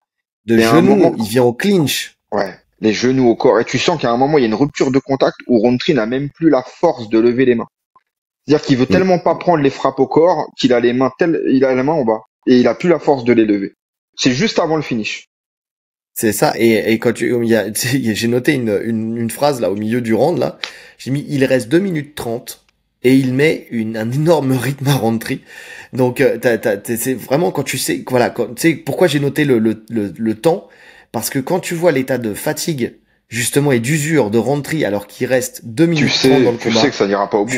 tu sais que ça va craquer. Ça va craquer. Enfin, en tout cas, que ça peut craquer, parce que tu peux pas le savoir à l'avance, mais en tout cas, Non, honnêtement, tu sais que ça va craquer. tu sais que ça va craquer parce qu'en plus, Roundtree n'a pas la capacité technique en préhension pour faire quoi que ce soit, parce que finalement, la solution, elle était là. La solution, c'est de l'accrocher autant que tu peux, et tu sens qu'il essaye. Il prend un moment, il prend un Oui, pour la guillotine. Il prend, voilà, il essaye de coller, mais tu sens que techniquement, il y a un monde d'écart dans ce domaine-là, et qu'en plus, je pense qu'en préhension, il est plus puissant, très puissant, Jiri. Hein. Même sur ses frappes, Oui. hein. De toute façon, tu vois que même s'il en met moins, alors sur la fin, il en met plus, mais tu sens que chaque coup qu'il met, faut pas les prendre. Hein. C'est de la pierre. Le mec, il tape dans des troncs d'arbres toute sa vie, c'est ça aussi. Mais en fait, l'erreur aussi de rentrer, c'est qu'il est rentré dans le jeu de Jiri et il a voulu lui rendre coup pour coup. Et c'est ça aussi la problématique, c'est-à-dire que tu vois, il y a un moment, je note, gros coup de coude de Roundtree, Jiri lui remet son coup de coude, enfin tu sais, ils se sont enchaînés des coups de coude, deuxième échange de coude, coup de coude retourné de Prochaska, et après, bon bah là c'est le début de la fin, parce que là les coups de coude aussi ils ont fait mal à Roundtree, les enchaînements de coudes de Prochaska. Jab, cross, crochet de Prochaska, gros coup de coude, gros crochet, et t'as Roundtree en fait qui tombe, qui s'écroule, en fait, qui prend le KO. Ouais. Tu vois, erreur, oui et non, parce que je pense tout simplement que Roundtree n'a pas la capacité de faire ce qu'il faut pour battre Jiri. C'est-à-dire que fuir contre Jiri, tu peux pas, parce que de toute façon, il te court dessus. Il cherche même pas à couper les angles hautes, il te court dessus, tu peux lui envoyer tout ce que tu veux, il va pas tomber, il va te taper. Malheureusement, Jiri, c'est l'éternel dans cette KT, je le vois comme l'éternel numéro 2. En fait, si t'as pas la force de frappe d'un Pereira pour le déconnecter, eh ben, tu peux que subir sa pression, et c'est comme ça. Ou alors, faudrait quelqu'un qui le cloue au sol et qui arrive à le gérer. Mais en tout cas, Roundtree n'a pas les moyens de faire ça. Donc la fin du troisième round, elle était évidente. Ouais, je suis d'accord. Bah, il a craqué sous la pression. De toute façon, il a craqué sous la pression qu'a mis Pereira. Une pression physique et une pression aussi morale. Jiri, ouais, c'est parce que t'as parlé de Pereira juste avant, c'est pour ça. Ce qui est fou, c'est qu'en l'espace, parce que l'accélération, en gros, elle dure 2 minutes. Hein. En 2 minutes, il lui a détruit le visage. Plus que ce que lui a pris en 3 rounds. Alors qu'il en a pris des frappes. Hein. Ouais. C'est vraiment le maître du chaos. Tu sais, il y a Fares, c'est un des élèves de l'Alpha, et lui il m'a dit ouais, Roundtree c'est mon gars, il va gagner, tout ça, et je lui dis potentiellement ça peut arriver, parce qu'effectivement tu l'as dit sur 3 rounds ça peut arriver. Mais tu sais, il dit ouais, je pense que Jiri, tu sais, il commence à fatiguer moralement et tout ça. Mais en vrai, non. Je lui dis, attends, le mec là, son dernier truc à la mode, c'est de faire des sprints sous apnée. Le mec, il se bouche le nez et la bouche, il respire pas et il va sprinter. Quand un mec en vient à trouver des phases comme ça pour s'entraîner, non mais tu te dis que le mec mentalement, tu peux pas le briser. Il a fait en sorte de tout mettre en place dans sa vie pour être indestructible mentalement. Le mec, il est animé de quelque chose. C'est un samouraï des temps modernes, mais il est matrixé dans son personnage. Je suis même sûr que les samouraïs à l'époque, ils étaient pas aussi matrixés que lui. C'est que c'est vraiment un mec qui a il a théorisé des vraiment, choses pour devenir imbrisable. C'est ça. Il y a des gens qui se donnent une image et il se donne une image aussi, mais il vit vraiment son truc, tu vois. Il a vraiment foi en ce qu'il dit et ça se sent parce que si c'était qu'une image, à la première défaite qu'il a eue contre Pereira, tout serait écroulé, tu vois. Il serait jamais relevé, il aurait douté. Sauf que le mec, finalement, tu vois qu'il change rien. Sur les autres combats, il est exactement le même, ça marche. Non, c'est un personnage à part entière, Prochaska. C'est pour ça que c'est toujours un kiff de le voir dans la cage parce que tu sais, un combat de Prochaska, ça peut pas être chiant. C'est impossible. Ouais, je suis d'accord. Mais moi, je rêve de le voir contre Ankalaev. C'est le combat que je veux voir depuis un moment, tu vois. Là, c'est le combat à faire, c'est de le voir contre... Alors, il y a Hulberg aussi. Pourquoi pas? J'aimerais bien, hein. Hulberg contre Prochaska, j'aimerais bien voir ça aussi. Mais même si on n'en a pas parlé, mais il y a eu Hulberg contre Reyes. Alors certes, il y a eu un gros KO d'Hulberg, mais le combat, il était chiant comme la pluie avant ce KO. En fait, il y a eu une seule grosse action et cette action, ça a été l'action du match. Mais Hulberg, je suis pas emballé encore. J'aimerais bien. Hulberg, je suis pas emballé. Si on veut, alors, tout dépend de la continuité de la KT, mais si on veut faire un peu de renouveau, mettre Hulberg, Pereira et Ankalaev, Jiri, ça serait parfait pour avoir des combats inédits. Oui, oui, oui, je pense que comme ça peut se faire. Surtout qu'en plus, il a encore parlé de monter Pereira et Dana White a redit qu'il avait encore des choses à faire dans sa KT. Donc oui, je pense qu'il pense à des mecs comme Hulberg justement. Écoute, faut voir. Mais oui, oui. Mais par contre, maintenant, plus personne n'est dupe et plus personne n'en veut à Ankalaev. Je crois que ça soit Pereira ou que ça soit Jiri Prochazka, en fait, tu sais les bifs qu'il y avait sur les réseaux sociaux, Oui. ils ont tous compris que c'était Ali Abdelaziz qui était derrière. D'ailleurs, Pereira a dit quand tu laisses la main à ton manager de dire de la merde sur les réseaux, en fait, c'est dangereux pour toi aussi. Tu vois, c'est après tu vas assumer quelque chose que tu n'as même pas dit. Et donc voilà, mais bon. Donc il y a pas d'animosité, il y aura plus cette animosité de Jiri envers Ankalaev, mais par contre, on sait très bien que voilà, il sera là pour en découdre le jour du combat Une certitude. avec respect et zénitude, mais par contre, je veux voir ce combat. Je veux voir ce combat, vraiment. Ouais. C'est un combat qui me hype beaucoup, tu vois. C'est bizarre de dire ça d'un combat d'Ankalaev, mais c'est un combat qui me Ouais, hype non, mais beaucoup. parce que faut pas non plus malgré le combat qui a suivi, faut pas non plus on va pas sous-estimer le niveau d'Ankalaev. Et Ankalaev stratégiquement a des armes à faire valoir justement pour gérer la folie de Prochaska. Donc c'est intéressant à voir ça. Parce que si un mec comme Ankalaev, qui pour moi dans la KT est probablement le mec qui peut le mieux gérer justement cette folie, n'y arrive pas, alors dans ce cas-là, personne ne peut battre Jiri hormis le champion. Je suis d'accord. Jusqu'à ce que son menton craque. Ouais. Mais dans ce cas-là, ça sera un problème physiologique plutôt que qu'autre chose, quoi.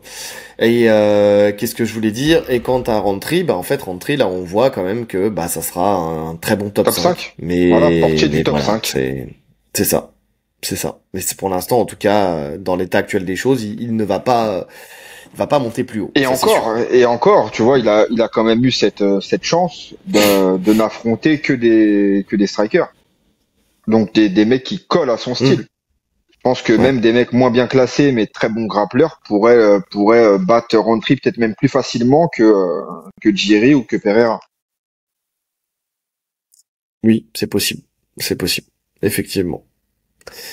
On verra. On verra en tout cas ce que nous dit la suite. On enchaîne avec le co-main event of the evening. Cory Sandhagen contre Merab Dvalishvili. Donc combat qu'on avait analysé la semaine dernière. Non, si, en début, ouais, si, Si, la si. semaine dernière. Ouais. Je perds la notion du temps, c'est fou. Bah c'est bien, hein, parce qu'en fait tout ce qu'on a analysé, c'est ce qui est ressorti dans le combat. Tout, à la virgule. Ouais. Tout, à la virgule, Ben, c'est du ce qui est coup, les ressorti dans gars, le combat. allez écouter l'analyse parce qu'en plus, elle a fait très peu de vues et on n'a pas besoin de faire de Ouais. débrief. Tout est dans l'analyse. Exactement. Alors, le main event. Tu sais. Non, mais c'est vrai que les forces et les faiblesses de chacun, c'est ce qu'on a mis en place. Ils ont tous les deux mis en place les choses qu'ils devaient mettre en place. Enfin, tu vois, on peut pas dire, mais la logique de ce qui devait être fait a été faite. Même on avait analysé sur le côté du fait de Cory Sandhagen qui s'entraîne avec Trevor Whitman, que qu'il allait être moins foufou dans ses déplacements, beaucoup plus tu sais beaucoup plus carré avec un footwork qui sera aux petits oignons. Mais même Plus là, tu vois, précis, ouais. on l'a vu, c'était plus patient, la garde bien haute, des déplacements quand il fallait. Enfin, la plus-value Trevor Whitman, on l'a vu directement dans ce combat-là. On l'a vu directement dans ce combat-là. Non, Donc mais en fait, pour parler, pour faire un mot général avant de rentrer dans le détail, les deux, pour moi, hein, étaient à leur meilleur niveau et les deux ont fait exactement ce qu'il fallait faire. Dire que ouais. bon, vous le savez, Merab a gagné, mais c'est pas Sandhagen qui a été mauvais. Sandhagen a été très très fort. C'est juste que Ouais. Merab, c'est Merab. Voilà, c'est comme ça. Oui, je suis d'accord avec toi. Et tu sais, j'ai dit sur Twitter que ça avait été un très bon adversaire, Sandhagen. Et alors, il y a quelqu'un qui m'a rétorqué, ouais, mais il s'est fait rouler dessus sur 5 rounds. Oui, alors non, déjà pas sur 5, mais sur 4 ans, déjà pour commencer. Mais c'est pas grave ça. L'un n'empêche pas l'autre. C'est-à-dire que quand tu regardes par rapport à d'autres adversaires qu'a eu Merab, Sandhagen lui a donné un vrai bon combat. Et surtout, Sandhagen a a eu ses temps forts. Il a su ne pas forcément subir tous les temps forts de Merab. Et il a su justement reprendre le lead dans le combat de temps en temps. Enfin, quand je dis le lead, tout est relatif, mais en tout cas, ne pas être dans une spirale infinie de takedown, de contrôle et autres, tu vois. Tu sais, après, alors pour le coup, je pense que quand il reprend le lead, c'est Merab qui lâche du lest. Bien sûr, mais il n'empêche que systématiquement, allez, sur 90% des fois où il s'est fait amener au sol, même si on sait que Merab, c'est pas du genre à conserver ses adversaires au sol, il s'est relevé, il a su dégripper, revenir face, revenir en boxe. Non, mais c'est pour ça que je te dis, il savait exactement quoi faire. Il y a rien à dire sur ça. Il sait exactement quoi faire. Mais comme finalement, comme plein d'adversaires de Merab, tu vois, qui savent exactement quoi faire, mais qui subissent le même schéma pendant 5 rounds. D'accord, ouais, on est d'accord. Et par contre aussi, pour les choses que j'avais entendues avant et que j'avais mis en avant moi pour le coup dans l'analyse, le cardio.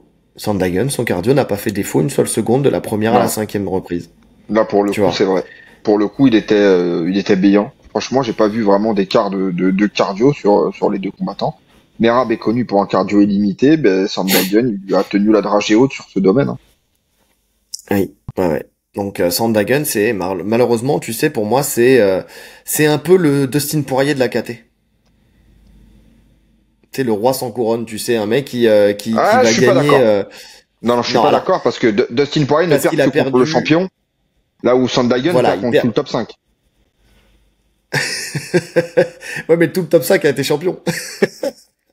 Tu vois la différence avec les légers? Alors, et oui, c'est justement, j'ai anticipé ton truc. Le truc, c'est qu'il y a eu que 2 champions véritables, enfin, ouais, 3 champions, finalement. Ouais, mais quand tu regardes bien, tu sais, il y a eu Khabib, après il y a eu Oliveira, après il y a eu Islam Makhachev. Tu vois, c'était trois champions, dominants. Bon, il y a eu aussi. Bah, c'est pareil, en vrai. Quand tu regardes, mais si, parce que Dustin Poirier, avant que les mecs soient champions, c'est parce que Dustin, il a eu non, attends. La différence, c'est que Dustin a eu l'opportunité de les affronter une fois champion. Les mecs. Tu vois. Mais s'il les avait affrontés plus tôt, ça aurait été la même chose. On peut pas savoir. Tu vois, il prend Iliato pour rien un combat avant. Voilà. Voilà. Bah, tu veux pas savoir, mais en vrai, tu sais, dans le fond, que j'ai pas tort. C'est juste que c'est à quel moment on donne les mecs. Mais, non, mais le truc, c'est que, comme on a dit, d'avoir perdu que contre les champions, c'est pour ça que je dis ça, tu vois. Il a perdu que contre les champions. Comme on a dit dans l'analyse, Sandhagen, c'est le mec ultra complet.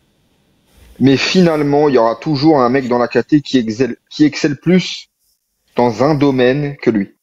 Et c'est sur ce domaine qu'il va perdre. Comme ça. Alors, je te parle du top 5, je te parle vraiment du top niveau. Il est un cran en dessous à chaque fois des mecs. Alors, il rivalise, il fait des combats super intéressants. Tu sens que des fois, ça passe pas loin, mais je saurais même pas l'expliquer, il manque un truc. En fait, ce qui lui manque déjà, c'est un peu de pouvoir de KO. Hein. Sandhagen avec un peu de pouvoir de KO et il est champion déjà pour commencer. Parce que vu la fréquence où il touche, parce qu'il touche, hein, parce que même là contre Merab il a touché beaucoup. Hein. Si tu lui mets un peu plus de punch, il peut aller plus loin. Après le truc c'est que voilà, quand il tombe contre des lutteurs, on l'a dit, c'est quelqu'un qui a une bonne défense de lutte. Hein. Mais aussi qui accepte aussi de travailler au sol. Et en fait, c'est ça qui lui manque. Encore une fois, tu sais, à chaque fois qu'on a mis en place une lutte, c'est surtout là où il a perdu. Un peu comme un Dustin Poirier. Sauf qu'il a plus de sol que Dustin Poirier, tu vois. Mais regarde, Merab, c'était la lutte. Oumar, c'était la lutte. Je dirais qu'il a plus une capacité à scrambler, à se relever, qu'une bonne défense de lutte. Et c'est peut-être là où ça pêche. Voilà. C'est peut-être là où ça pêche. Ça veut dire que s'il arriverait à défendre tout en restant debout, il aurait plus de phases, justement, de striking, voilà. Alors que là il est quand même obligé de tomber à chaque fois, se relever, dépenser de l'énergie, et c'est des phases de domination de l'adversaire qui score malgré tout, et c'est peut-être ça qui manque. Alors tu vois, pour en finir avec justement ça, avec ces images de ça serait qui plutôt que lui plutôt qu'un autre, il faudrait qu'il soit un peu moins Dustin Poirier et qu'il soit un peu plus Max Holloway. Ouais, je suis d'accord. Voilà. Échec et mat. Bref. Donc, On prend round par round, parce que là pour le coup ça a été à la décision, et puis en plus de ça le combat il a été exceptionnel hein, pour le coup. Moi j'ai kiffé voir ce combat franchement. Donc un début de combat où Sandhagen prend le centre de la cage très rapidement, mais Merab très vite il impose encore une fois une sacrée pression qui fait que bah c'est lui qui va le reprendre. Hein. En fait ça sera du à toi à moi sur le centre de cage la plupart du temps. Euh, on a un Merab qui commence à envoyer ses enchaînements. C'est quand Sandhagen qui arrive presque dos à la cage, qui coupe bien les angles et qui commence à toucher, tu sais, avec des contres comme on avait dit, hein, de toute façon. Comme il reste dos à la cage, il prend les angles, il coupe, il touche. Notamment, il a envoyé un bel uppercut. Et très vite, on a un Merab qui avait promis de boxer avec Sandhagen. C'est pour ça que je voulais en arriver là, qui tout de suite saute dans les jambes, prend le single leg, il commence à ceinturer à la cage, coup de genou de Merab pendant que Sandhagen frappe à la tête, tu vois, collé à la cage. C'était vraiment un qui était sur la ligne basse, l'autre qui était sur la ligne haute, mais ça tombe pas. Ça tombe pas. On sent que quand même il y a une stabilité quand même de Sandhagen qui tombe pas, mais ça dure pas super longtemps parce que Merab il score son premier takedown. Garde la ceinture arrière et en fait il y a vraiment eu par contre sur les 50 tu sais ce truc de je tombe il se relève, il retombe il se relève, il tombe il se relève. Après ce que j'ai aimé c'est que il l'a pas fait tomber toujours de la même manière, tu sais. Oui, c'est là où tu vois la grande variété technique de Merab. Mais bon, la finalité reste la même. Il se relève toujours de la même manière, Sandhagen. Et il se retrouve, en fait, finalement, on se retrouve quasiment tout le combat dans les mêmes positions. Mais en tout cas, sur le premier round, c'est intéressant parce qu'il a quand même du succès sur ses combinaisons, Sandhagen, en avançant, pied-point. En anglaise, ouais. En anglaise, et il finit bien en low kick, par exemple. Ça touche. Mais, mais voilà, c'était quasi évident que ça allait se passer comme ça. C'est un peu de succès parce que Merab, il commence tranquillement. Il commence tranquillement. Il cherche à mettre la pression. Il a quand même, il a pas peur d'échanger. Ça, c'est Merab, il a peur d'échanger avec personne. Et tu sens que son explosivité et puis en plus la crainte qui génère en lutte chez ses adversaires font qu'il a quand même du succès en anglaise. Hein. Parce que tu sais jamais s'il va rentrer dans tes jambes ou pas. Ouais, alors c'est ce qu'on dit à chaque fois. Moi, je pense que pour le coup, tu vois, on parle de cette crainte du takedown. Et même là, tu sais, il y en a beaucoup qui ont mis ça en avant pour ce combat-là aussi. J'ai pas l'impression que Cory Sandhagen il avait peur du takedown plus que ça. Tu sais, j'ai pas l'impression qu'il Alors se soit attends, bridé dans sa je vais boxe. Tu reformuler. vois. C'est pas peur du takedown. C'est pas peur de se retrouver au sol parce que je pense qu'il a pas peur de se retrouver au sol. Il nous l'a prouvé. Mais c'est quand même, ça te force à anticiper le fait que tu vas être amené à défendre de la lutte. Donc on n'est pas dans de la peur, on est dans de la défense préventive. Tu vois, il veut pas tomber. Ouais. Mais dans le premier round, tu vois, pour moi, ça s'est pas ressenti. Puisque là, on est dans le round par round, donc ça s'est pas Mm. ressenti plus que ça parce qu'il a de la réussite. Il a de la réussite et même au point que t'as même Cory qui essaye de lui-même de partir feinter, tu sais, un takedown dans les jambes pour remonter en anglaise et tout ça. Donc tu sens que, à l'image de O'Malley 2, tu sais, ou dans le premier round, tu sens il y a des bons ajustements et je me dis, ça sent bon, tu sais, c'est bien. Ça veut dire que va y avoir un combat qui sera accroché, tu vois, entre les deux et qu'il y aura des temps forts pour les deux. Parce que dans ce premier round-là, tu sens quand même que Sandhagen, il a tu vois, des enchaînements qui sont bien pensés. Tu vois, notamment, j'ai noté il tente un coup de genou en avançant et il envoie son anglaise derrière, tu vois. Enfin, tu vois, ce genre de choses. Même s'il y a un moment où il envoie un genou, il envoie un genou et c'est lui qui se fait contrer. Ouais. Mais en tout cas, tu sens qu'il a une bonne gestion de la distance, qu'il joue bien avec son allonge. Tu sens encore une fois comment dire, un Merab qui au début aussi doit prendre aussi la mesure de la C'est distance qu'il doit exactement ça. parcourir. C'est Il y a ça. ça aussi, tu vois. Donc, mais il a un footwork, tu vois, je marque grâce à son footwork, il évite d'être touché véritablement par Merab. En fait, au début, vraiment, il arrive bien à sortir et à être toujours à bonne distance pour ne pas se faire toucher avec la boxe de Ouais, ouais. Merab. C'est Non, mais rare quand il se fait toucher, tu vois. il prend le premier round, hein. Il prend le premier round en faisant exactement ce qu'il faut. Maintenant, comme tu dis, tu sens quand même que Merab, c'est un combattant qui a besoin de prendre des informations. Même sur la lutte, hein, tu sens que sur les tentatives, il y va pas full parce que bah, je pense qu'il teste, tu sais, quand tu es au contact, hein, voilà, les points d'équilibre de l'adversaire. Est-ce que je vais plus le basculer vers l'avant, vers l'arrière? Il teste un peu tout ça. Donc le premier round se finit, on est d'accord que c'est 19 Mhm. pour Corée. On est Et, d'accord. et dès le deuxième round, Merab, il passe en lutte. Et, Dès et le ben, deuxième round, dès le début. C'est ça, ouais, effectivement, avec un single leg, mais c'est encore une fois, tu vois, moi ça me rassure au début parce que c'est bien défendu et t'as Merab qui essaie de faucher la jambe, qui ceinture, mais Corey qui se relève systématiquement, qui arrive à reprendre le centre de la cage. Après une tentative de guillotine de Merab, Sandhagen qui envoie un high kick. En fait, jusque là, je me dis bon, on est encore dans le même schéma que dans le premier round, tu vois. Je me dis oh, putain, le coup, il est quand même en train de le faire, tu vois. Il a dit oui, tu sais, Merab ne me fera rien. Et en fait, quand tu regardes ça, tu te dis, pour l'instant en tout cas, effectivement, ce qui est mis en place par Merab, c'est pas quelque chose de significatif, tu vois, qui peut lui, où je me dis, ouais, le combat il est à sa main. Et là, une erreur de garde de Sandhagen, qui justement, je pense, prend un peu confiance à ce moment-là, qui se relâche un petit peu dans sa défense en boxe. Et là, il se fait connecter par Merab qui accélère en anglaise. En fait, il a été surpris par le fait que Merab, il explose en anglaise directement. Et ça fait tomber Sandhagen sur les genoux. Et là, c'est le début d'un calvaire pour Sandhagen qui se fait mais rouster à coups de poing, que ça soit quand il tombe au sol, il se relève, il tombe, il se Honnêtement, relève, il tombe. j'ai même eu peur sur la phase où il tombe et qu'il se retrouve en turtle avec Merab qui envoie des rafales. Et tu vois l'arbitre qui commence à se rapprocher, je me dis, il Oui, suffit qu'il y en ait une bonne qui passe, qui se retrouve un peu déséquilibré de sa plat-ventre, l'arbitre arrête tout de suite. Bon, je suis d'accord. belle réaction, et c'est là Ouais. où aussi on voit que Merab n'est pas forcément un puncher, parce que plein de combattants auraient fini sur cette phase-là. Et belle réaction de Sandhagen qui parvient quand même à sortir de cet enfer, mais que c'était dur. Ouais. Mais c'est en fait la chance qu'on a, c'est que Sandhagen, en fait, il a une résilience dans ce moment-là à rechercher systématiquement à regagner la cage pour se relever. C'est-à-dire que comme il faisait ça, en fait, il n'y avait pas de moment de parce que c'est quoi la règle? Tu vois, c'est que tu dois te défendre à tout instant. Si tu te défends plus, si tu ne réagis plus, c'est là où l'arbitre il t'arrête. Le fait que Sandhagen cherche systématiquement à se relever, à regagner la cage pour se relever, et surtout à essayer de dégrafer les mains de son adversaire, ça fait que quoi qu'il arrive, en fait, il était toujours en train de travailler, donc ce qui fait que le combat il s'est pas arrêté. Mais pour le coup, ça a été quand même un moment très très compliqué pour lui.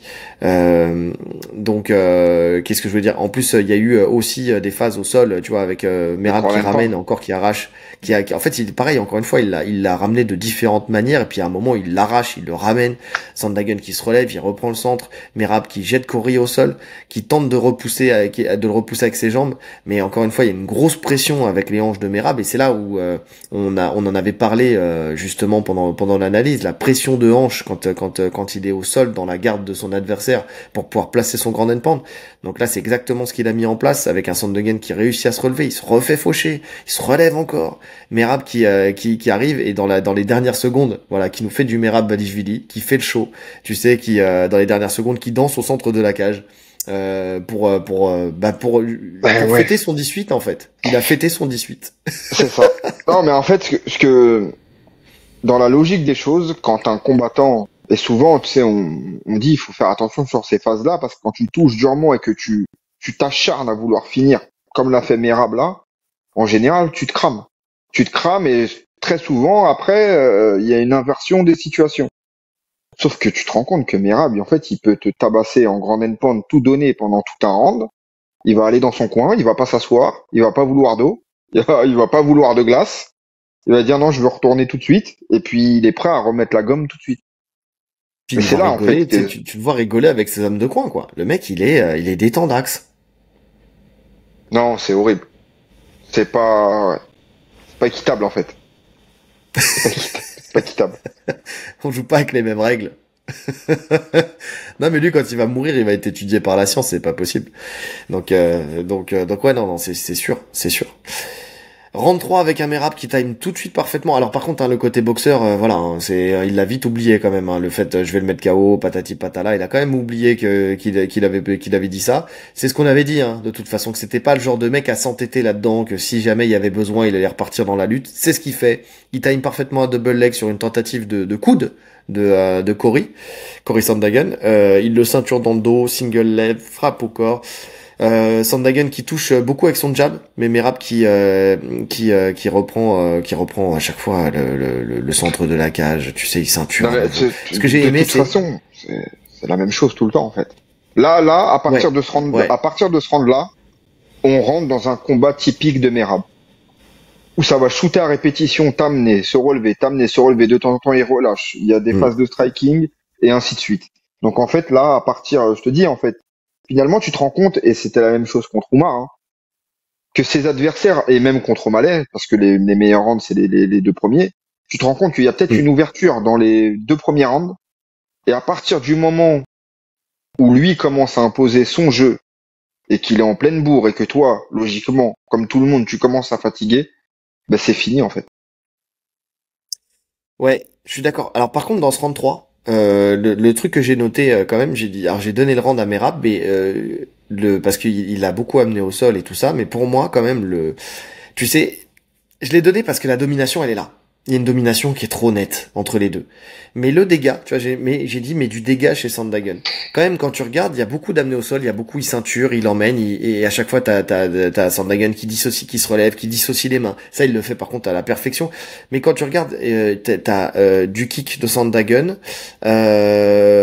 Donc, tu as, si je note, un bel enchaînement en anglaise de Sandhagen. T'as quelques coups qui passent. Tu as j'avais noté aussi un high kick de Sandhagen aussi.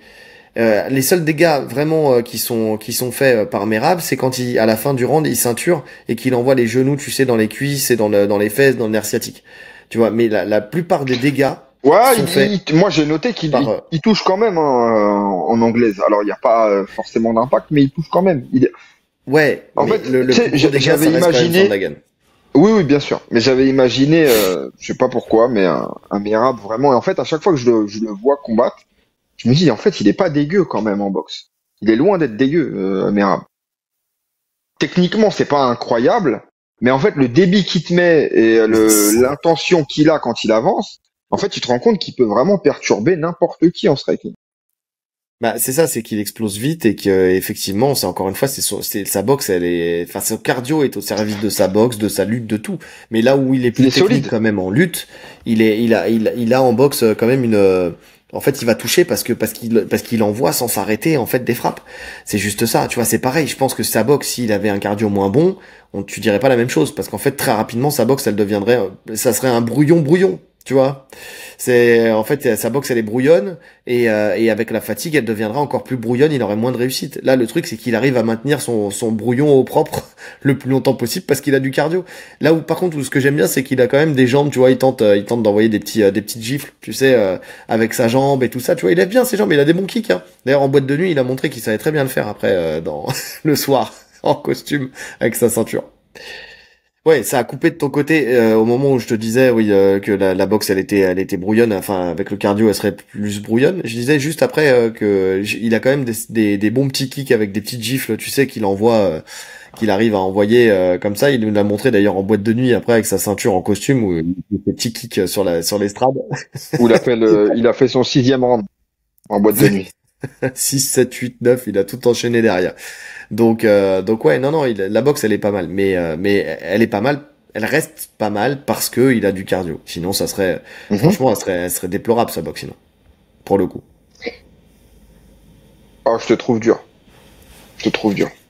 Ah, je te trouve Ah, mais je dur. On suis n'est pas désolé. sur, tu vois, si je compare sur un mec, alors c'est pas vraiment le même style, mais sur le format lutteur, il est bien meilleur boxeur qu'un Khabib. Ben, écoute, moi, je pourrais les mettre un peu dans le même Ah ouais? sac, hein. Ah non, je suis pas Ouais, d'accord. ouais. Bah, parce que c'est pas la même manière de le faire, mais c'est la même chose. Ils avancent et donc ils envoient du volume, tu vois, mais il y a pas tu verras jamais Merab faire un enchaînement clean, jab croche crochet Ouais, uppercut, mais parce frappe que au c'est parce corps, qu'on lui demande. remontée. C'est Non, parce qu'on mais lui parce que demande. c'est parce qu'il sait pas le faire. C'est parce que lui Oui, quand c'est il avance, possible elle est bon, aussi. Mais comme le faisait Rabib à l'époque. si on parle d'efficacité, moi je trouve quand même qu'il a une variété de frappes. Tu parles de ses kicks. Il a une variété de frappes qui lui permettent quand même de rester Alors, debout contre des ok, strikers sans forcément être en danger tout de suite. je te l'accorde, il a plus de kick que Rabib. Rabib, il avait juste un genou sauté là qui l'envoyait, enfin où il se projetait en avant avec son genou en avant, tu sais, pour envoyer des parpaings. Je suis d'accord. Là-dessus, je suis d'accord. Non, mais bien sûr, qu'il boxe légèrement mieux que Rabib, mais bon, c'est surtout comme tu l'as dit, grâce à sa lutte et grâce à son cardio que sa boxe elle est efficace, tu vois. C'est une résultante du truc. Tu vois, si t'isoles, à l'époque quand on faisait les analyses, on faisait boxe, lutte, sol, tu le mets face à tous les combattants qu'il a affrontés, tu mets qui gagnerait en boxe, dans Les aucun autres, des cas, alors, tu le mets les autres, gagnant. je suis d'accord. Ce que je veux te dire, c'est que je suis pas sûr qu'il le finalise debout. De par son agressivité, de par sa manière de bouger. Je le sens pas en danger, en fait, debout. Je le sens en dessous, mais je trouve qu'il a quand même une manière de boxer qui fait qu'il s'expose pas. Alors, il prend des frappes, Mais parce mais qu'il c'est peut bien coller. géré. Mais parce qu'il peut coller. Si tu le mets dans un combat de boxe où tu peux pas coller, Oui, c'est vrai, il peut ah coller. oui, c'est ça, c'est parce qu'il peut coller. Si tu le laisses à distance de boxe et qu'il est pénalisé quand il colle, il va Ouais, se c'est faire vrai, allumer. Bah oui. c'est vrai. Donc, euh, donc bon. Round 4. Round 4, t'as Sandhagen qui attaque de plus en plus en ligne basse, tu vois, qui essaye de changer de stratégie. Tu vois, c'est ça que j'ai aimé en fait avec Sandhagen, c'est il a tenté quand même pas mal de choses au fil des rounds pour essayer de reprendre le contrôle, avec des chassés dans les genoux, il a envoyé des low kicks, super middle kick, mais il se fait saisir la jambe, et il se fait amener au sol. Le timing Hmm. pour saisir, c'est impressionnant de la part Ah, il est beau. justement de Ah, Merab. j'ai bien noté. Et Ouais. puis en plus, là, c'est sur celui-là où il saisit le middle et après il vient crocheter la jambe. C'est sur celui-là, je crois. Je crois que c'est En fait, sur celui-là, ouais. il a quand Ouais. même une variété d'amener au sol Merab qui est impressionnant. Que ce Ouais, soit à partir de ses crochetages, à partir de son judo, à partir de sa lutte, à partir de la gréco, c'est quand même un sacré lutteur. je suis d'accord. Et t'as vu ce Parce qu'il qu'on fait parle juste beaucoup, après? on parle beaucoup de son rythme, mais si on se concentre vraiment sur la technique de ses amenés, c'est quand même très technique ce qu'il propose. Et c'est pour ça que je te mettais, tu vois, en opposition sa boxe et sa lutte. C'est-à-dire le cardio, il est au service des deux, mais dans un cas, il y a de la qualité technique, et dans l'autre cas, il y a juste du rythme, tu vois. Hmm. Donc, et t'as vu ce qu'il a fait à un moment juste après, là, il y a Sandhagen qui se relève, et t'as Merab qui lui met le bras dans le dos, façon police. Bah, bien sûr, j'ai vu, et dans l'oreille, il lui a dit montre-moi tes papiers, c'était sûr. Donne-moi tes papiers, frérot. Contrôle aux faciès. Il lui a fait payer son OnlyFans.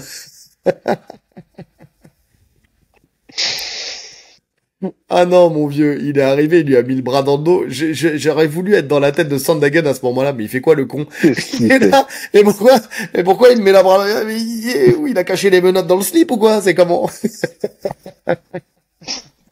Oh, cette phase, elle m'a tué. Ah ouais, non mais il s'est dit tiens si je tentais, allez pourquoi pas. N'empêche, il était pas bien dans cette position-là. Non, Tu tu sais, peux pas être c'est bien dans toujours cette délicat. position. C'est toujours délicat. Mais bon. Et ce que je note aussi, c'est qu'à partir de ce round-là, les sorties de clinch, elles sont, tu sais, les frappes en sortie de clinch, elles sont à l'avantage de Merab. Là où on avait mis en avant, par contre, dans le podcast, dans l'analyse, que les sorties de clinch, elles étaient souvent pour Sandhagen, qui s'en sortait très bien dans ces phases-là, parce que justement, il dégrafait, il revenait face, et quand il revenait face, il envoyait des coudes ou des frappes ou des crochets courts. Et ben là, systématiquement, celui qui a touché, mais ça, je pense que c'est parce qu'il y avait quand même un peu de fatigue, tu sais, Ouais. Bah, du côté de notamment au Sandhagen. niveau, même si c'est pas forcément cardio, mais musculaire, tu vois. Je pense que ses bras, ils commencent à tétaniser à force de dégripper les mains, etc. Là où tu sais qu'un Merab, il peut faire ça illimité, il va pas se fatiguer. C'est ça. C'est ça. Et puis voilà, tu as plus que le menton de Valishvili, on sent que aussi il y a un manque de puissance dans les frappes pas de Sandhagen parce que tu vois, il y a un moment, je note, il y a un gros jab qui vient, tu sais, de la part de Sandhagen, mais t'as Merab qui bronche pas, qui revient, qui ceinture. Vraiment, moi je pense que le gros truc qui a pêché dans ce combat-là, c'est qu'il faut quand même avoir un peu de puissance de frappe si tu veux affronter. On l'a déjà dit, hein, mais c'est quelqu'un qui arriverait à faire effectivement du Sandhagen avec plus de puissance de frappe, il pourrait battre Merab. Mais là, c'était vraiment pas le cas, tu vois. C'est Ouais, je suis d'accord. ouais. Je suis d'accord. Il le touche avec un bon bras arrière, hein. D'ailleurs, il y a un juge qui Oui. lui donne le round de 4 à Sandhagen. Ouais, ouais, Il y ouais, a, il y après a un juge faut qui pas lui donne le round de exagérer. 4. Moi, je suis pas d'accord. Moi, Faut non plus. je te dis, hormis le round 1, j'ai tous les rounds pour Merab. Mais on est sur le même schéma, encore une fois. Tu sais, les trois derniers rounds, hormis avoir un peu plus de succès dans certains, finalement, le débrief des trois derniers rounds, c'est exactement le même. Ouais, sauf que bon, là ce qu'on peut rajouter dans ce round 4, c'est que t'as Sandhagen qui essaie de venir en lutte, mais qui prend un Ushimata de folie de Merab qui le plante sur le dos. Ça j'ai aimé la phase. Parce qu'il était presque au sol et il lui envoie le l'Ushimata, tu sais, et enfin franchement encore une fois, hein, la variété technique de Merab elle est là. Et t'as donc Sandhagen qui se remet en turtle, t'as Merab qui s'installe en baseball un peu, tu sais, qui vient joindre ses mains pour squeezer au niveau de la nuque. Pareil, hein, toujours content quand il est dans ces contrôles-là, parce que tu sais, il joue avec le public, à chaque fois il regarde le Bah oui. public, genre, vous voyez, hein, vous voyez comment je le contrôle, hein, vous avez vu qu'il pouvait squeezer, hein. Et Mais c'est exactement ça. C'est exactement ça. Et tu vois en plus Cory qui ouvre le bras en mode vas-y frérot, fais quelque chose. il s'en Parce fout. mais il sait que de toute façon il pourra pas sortir. On l'a déjà dit sur ses contrôles, mais Merab c'est imprenable. Franchement, quand il a ce contrôle de bras tête là, c'est mort. Tu bougeras plus. Et puis il maintient. Ouais. Voilà, il maintient. Ben, il le maintient et Je pensais qu'il allait tenter quand même de partir pour les 10 dernières secondes sur quelque chose. Et puis non, non. Il s'est dit je reste là, je vais parler un peu à la caméra. non, il gère. Et puis surtout, tu sais, ça se relève. Il y a beaucoup de respect entre les deux. Tu sens que Merab, il a compris que le match il était à sa main, donc les deux, voilà, l'animosité entre les deux, c'est évanoui dans cette fin de round 4. J'ai l'impression. Tu sais, parce qu'après tu les vois en plus après le match où ils ont discuté. Tu vois, je Bah, pense tu que sais, là, il après, y a plus rien. t'es dans l'acceptation. Hein. Quand tu te fais dominer autant, à part en étant de mauvaise foi, et t'es obligé de reconnaître que le mec est au-dessus. Hmm, je suis d'accord. Et Corey, Et il a compris. Ouais. Il a vite compris là. Et entre les deux rounds, tu as son coach, Merab, qui lui dit, t'as une possibilité pour soumettre. N'hésite pas. Si tu vois, vas-y, fais-le. Tu vois, il dit, il lui dit, je serais pas surpris que tu puisses le soumettre. Et d'ailleurs, on voit qu'il essaye dans le round 5, sur certaines phases quand même, de tenter la soumission. Bon, pas plus que ça, mais en tout cas, il l'a dans un coin de sa tête. Tu vois. En tout cas, ce round 4, non, il est pour Merab, c'est sûr, c'est sûr. Celui qui l'a vu pour Sandhagen, je sais pas, il devait regarder peut-être un autre combat. Il regardait peut-être Saladin Parnasse qui boxait à ce moment-là. Ah non, c'était la veille. Non, j'ai rien dit. Je ne sais pas. Euh, round 5, Merab qui passe la seconde. Sur ce round 5, enfin qui passe la seconde, la troisième, la quatrième, je sais pas où il en est, mais en Là, tout il cas, est il sur la accélère. sixième là. Ah, il accélère, il vient échanger en boxe, il ceinture, il fauche l'adversaire. D'ailleurs, je sais pas si t'as remarqué, et je l'ai revu sur Instagram, sa manière aussi quand il ceinture dans le dos, de venir s'asseoir et de pousser en même temps le pied, le talon de Sandhagen pour le faire tomber. J'aime Puis beaucoup. cette Elle est précision. magnifique. Elle est stylée. Elle est Ça, c'est un truc, ne le faites stylée pas, et hein, je parce que préfère même encore cette façon de faire plutôt que celle tu sais qu'on connaît hein, où tu viens mettre les tibias derrière les genoux et tu viens chercher à prendre le dos en fait. Tu vois ouais. de quoi je parle. Mais je Hmm. préfère celle-là je crois parce que en tout cas pour le MMA parce que tu te retrouves dans une position latérale en fait. Tu vois quand tu pivotes bien, tu suis le mouvement, tu te retrouves au-dessus, tu peux enchaîner derrière sur pas mal de choses intéressantes. Non, mais bon, voilà, la fluidité, il faut quand même un sacré timing, une sacrée compréhension de la personne où Précision. elle se situe, parce que ton pied, si tu le mets un peu à côté, bah tu vas glisser Ah, et tomber tout seul. comme une merde. Non, Bah oui. c'est pas comme. Mais bon, C'est, je pense que le c'est, body lock est tellement puissant que dans tous les cas, même s'il rate le pied, il t'embarque avec toi, tu vois. Oui, oui, non, mais c'est sûr, non, mais c'est pour ça, je l'ai dit juste avant.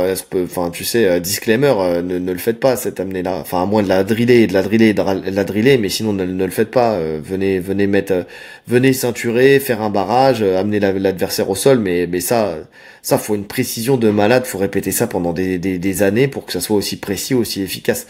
C'est beaucoup trop compliqué de le faire. Et tu vois, je te disais juste avant que son coach lui a dit qu'il y a peut-être une chance de soumettre. C'est justement là qu'il tente sa chance, tu vois. Il y a Sandhagen, tu vois, il se fait encore une fois amener au sol. Sandhagen qui se remet à genoux, il commence à s'installer sur son bras-tête. Il est venu chercher la jambe, et en tout cas, bon, t'as le fronted lock. C'est pas vraiment un bras-tête, mais tu sens quand même qu'il essaye, tu sais, de mettre une tension sur le cou. T'as Sandhagen qui arrive à sortir sa tête parce que on l'a dit. Enfin, soumettre Sandhagen, il faut se lever tôt quand même. Mais il a tenté sa chance quand même très tôt dans le round 5. Tu sais, on lui a dit, vas-y, tu peux peut-être essayer de soumettre. Il a dit, ok, d'accord, vas-y, je vais essayer de soumettre. Il s'est dit, allez, vas-y, on Hmm. y va. C'est parti. Ouais. Euh, Qu'est-ce que je voulais dire d'autre comme j'ai dit, il place son anglaise à chaque sortie clinch, ça continue. Un joli coup de pierre tourné de Sandhagen au corps sur ce Oui. round 5. Donc ça, c'est un peu le coup du désespoir, mais on sait jamais. Ça peut fonctionner parce qu'il était vachement propre, ce coup de pied retourné. Mais en tout cas, voilà, c'était. Ça veut dire qu'il avait encore le cardio et la lucidité pour le faire. Tu vois, on parlait du cardio en début d'analyse. Il avait vraiment ce cardio et cette lucidité pour faire ce genre de frappe en fin de round 5, quoi. Ouais. On a Merab qui fait un Voilà. magnifique overhand single leg. J'aime beaucoup ça. Ça, c'est un truc que je vous avais Mais montré à ça, c'est l'époque du pour moi, c'est MMA, mais ça, vraiment c'est un des beau, ça. classiques. Ça, je le montre beaucoup à mes élèves parce que Mm. c'est une super entrée en fait. Parce Ouais. que l'overhand oblige le mec à lever les mains. T'es obligé en fait. Parce que tu prends l'overhand, que tu sois puissant ou pas puissant, un overhand, ça peut te mettre KO. Tu l'engages vraiment. Donc c'est vraiment l'entrée typique pour moi pour masquer les entrées en lutte. Ouais. Je suis d'accord. Et qu'est-ce que je veux dire? Et puis après, sous la pression, quand ça tombe, en plus, il vient, il pousse le talon, il lui met la pression pour faire rouler Sandhagen en arrière. Enfin, qui roule pour sortir de l'étreinte.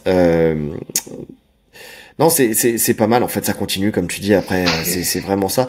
Si on se, attends, je lis cette phrase. On se retrouve avec de la pression. Il arrive encore à se mettre avec attends, qu'est-ce que j'écris? Il arrive en fait avec son dos à le mettre. Ah oui, c'est ça. Oui, d'accord. Ok. Oui, cette phase-là, quand il part justement, il se fait ceinturer, qu'il arrive à faire à rouler, tu sais, son combi roll, tu sais, pour mettre la pression, un peu comme s'il faisait une omoplata en vrai, mais avec Oui, son oui, dos. il se retrouve avec le bras bloqué, Merab. Oh, c'est Les une deux sont position bloqués où en fait dans la position. ouais, les deux sont bloqués, mais tu sens que c'est pas une position où il y en a un en danger. Tu vois, il y a des Ouais. positions comme ça où les deux se retrouvent bloqués avec un mec où tu sens que s'il fait une erreur, c'est la merde.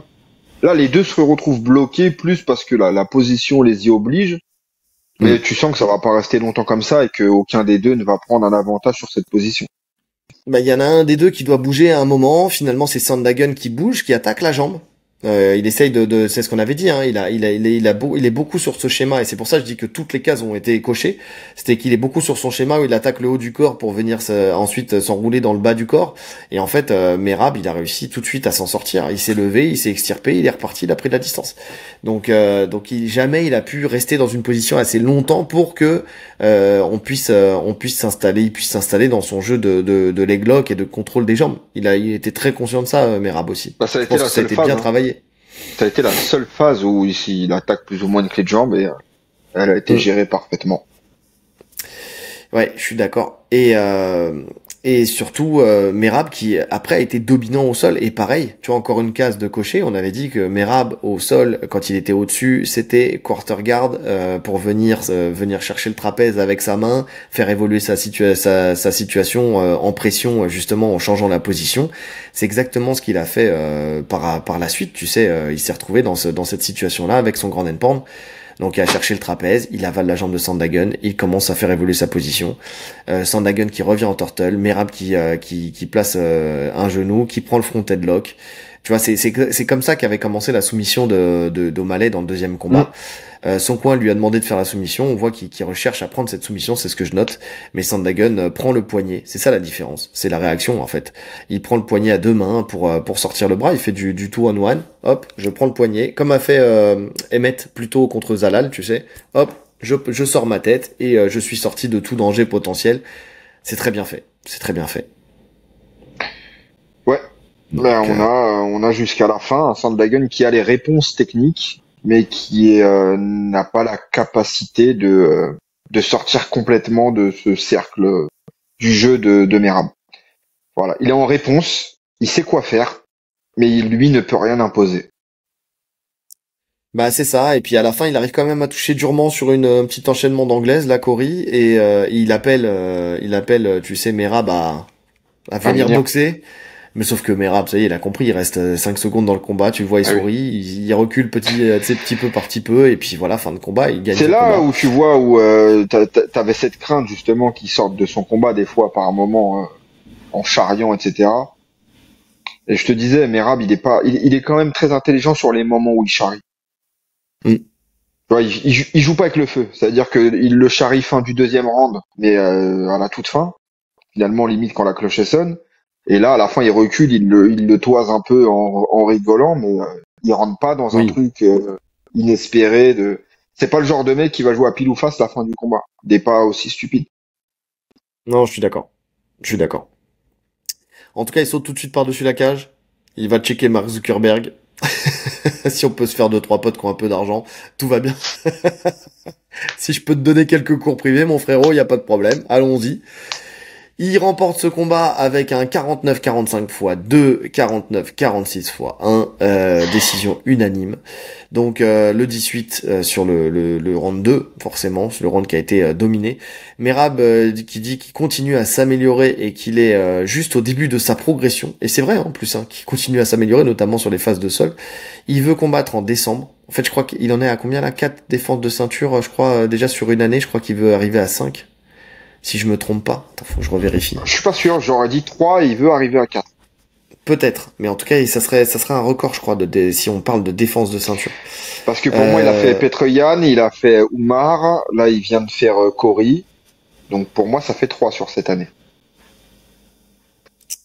Tapologie, parce que Sherdog ne fonctionne plus. Je sais pas si t'as remarqué, Sherdog, t'as plus accès aux fiches des combattants. C'est catastrophique parce que j'étais vraiment moi sur. Oui, effectivement, Oumar, Sean O'Malley, Cory Sandhagen, 3. Donc il en voudrait une 4e, effectivement, parce qu'après Henri Cerudo. Complètement fou. Ouais. C'est complètement fou parce qu'on parle en général de champions qui défendent leur ceinture une fois par an, grand max 2. Mais tu vois, un champion qui défend sa ceinture une fois par an, c'est pas choquant. C'était même la norme il y a peu de temps. Là, 4 combats pour la ceinture en une année, c'est ce qu'un prospect fait quand il arrive à l'UFC.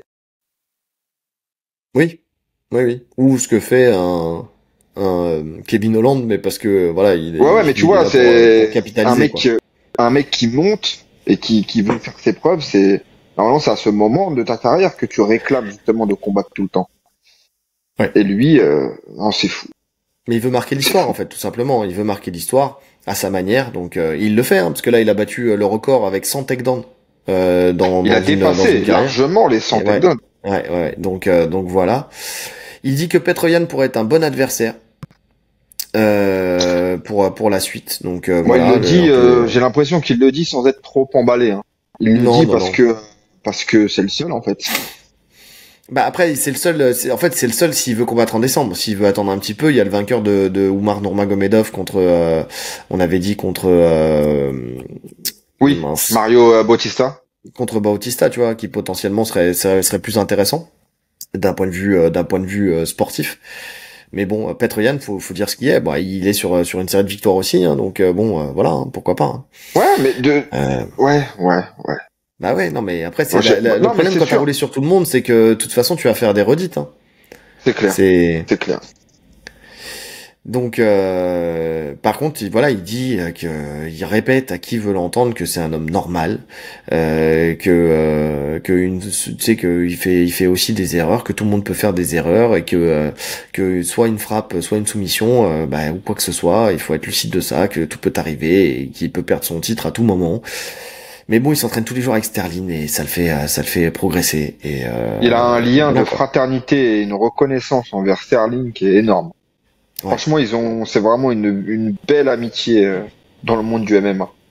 Ce qui est rare, ouais. Quand ça dure. Enfin, tu sais, pour que ça dure, parce que ça dure pas souvent, les amitiés. Ouais, non, mais il y a des histoires comme ça où tu sens que les mecs s'aiment vraiment. Tu vois, il y avait la même justement avec Khabib et Cormier où tu sens que vraiment c'est vraiment de l'amour fraternel. Et là, tu sens pareil que c'est vraiment des mecs qui s'apprécient et qui se poussent l'un et l'autre vers le haut. Après, Khabib et Cormier, ils pouvaient pas s'affronter. C'est pas faux. Là, pour le coup, à la base, ils sont dans la même caté, les deux. Donc, non, mais c'est vrai. Mais déjà, la plus belle preuve d'amitié, c'est de dire non, je ne prendrai pas un combat pour la ceinture tant que mon pote aura la ceinture, point, c'est tout.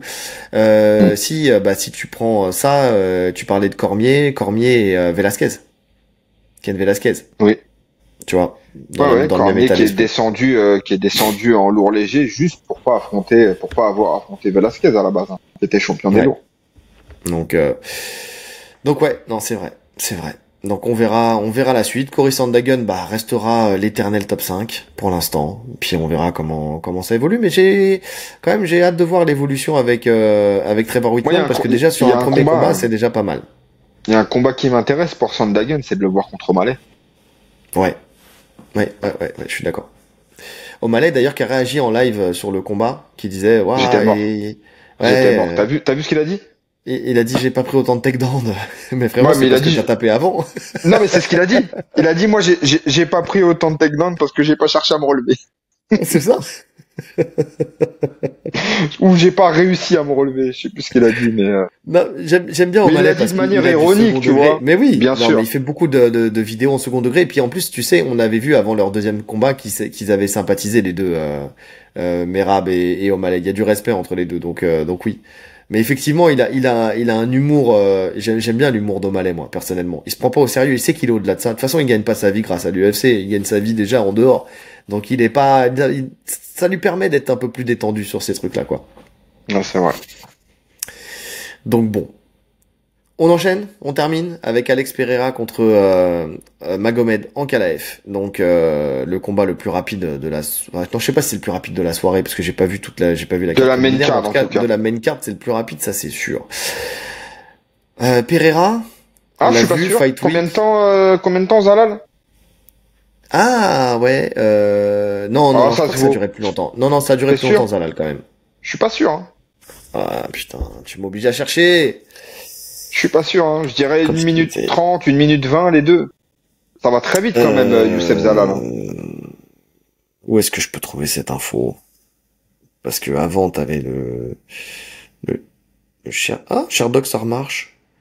Ah bah attends. Ah bah non, ça marche plus. Euh... J'y ai cru, mais j'y crois plus. Tout. Non, ça marche pas. Où est-ce que je peux trouver ça? Bah, sur Bah attends, bah oui, Tapologie. non mais... Ah non mais oui, non mais je te dis n'importe quoi. Sur l'UFC. Sur l'UFC, attends. UFC.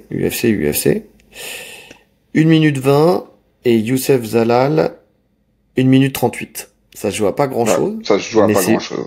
mais c'est quand même Pereira qui a fini le plus vite. Bah oui, je suis bête. Ouais. Ouais. Donc, Pereira qui avant, durant la Fight Week, avait été tombé sur Magomed Ankalaev et je l'avais mis en vidéo où il l'avait pris à partie avec des traductions Google Trad pour s'embrouiller là, avec l'autre où tu es Magomed Ankalaev qui comprenait même pas dans quel bourbier il s'était mis. Une chose est sûre, c'est que Pereira, il était en pétard.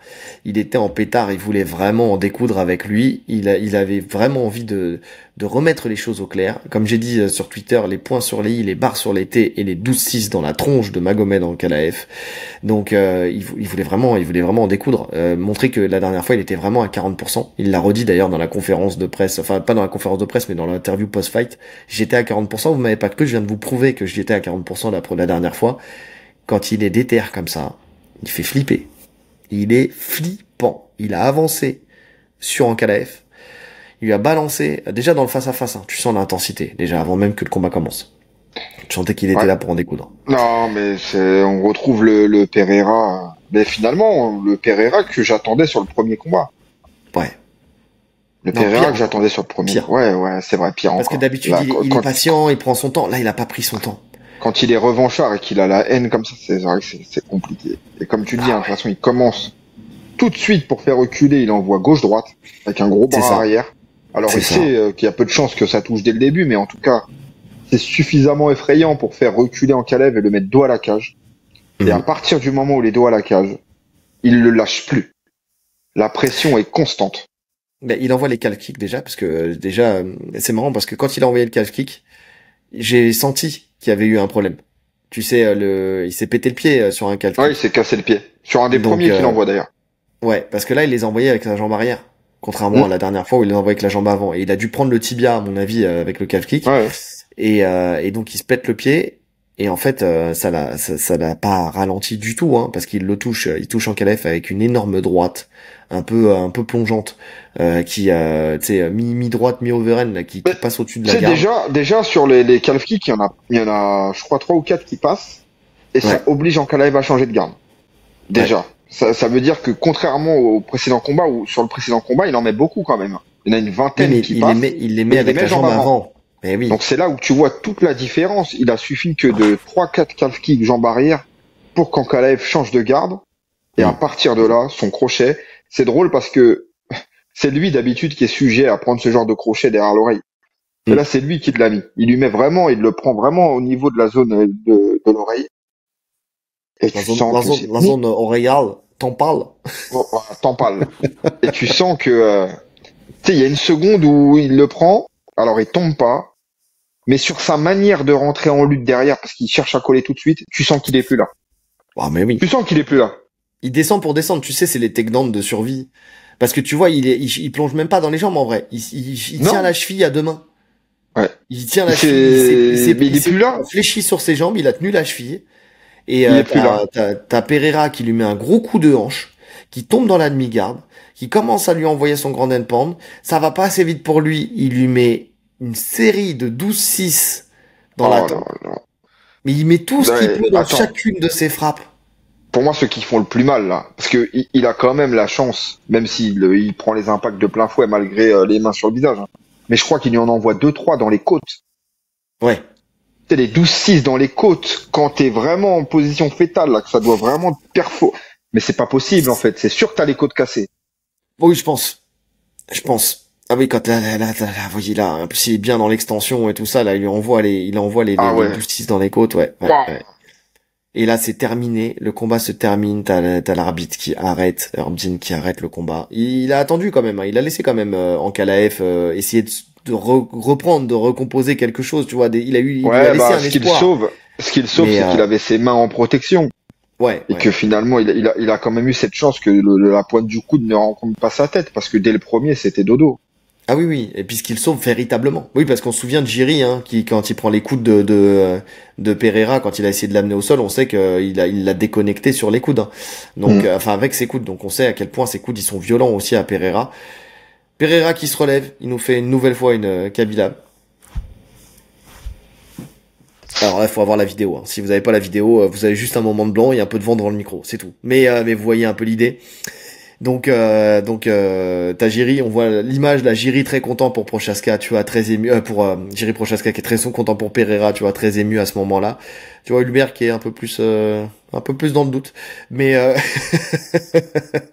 et t'as Pereira qui vient le voir, qui vient lui donner du respect entre guillemets, tu sais, pour lui dire voilà, et qui lui dit Shama.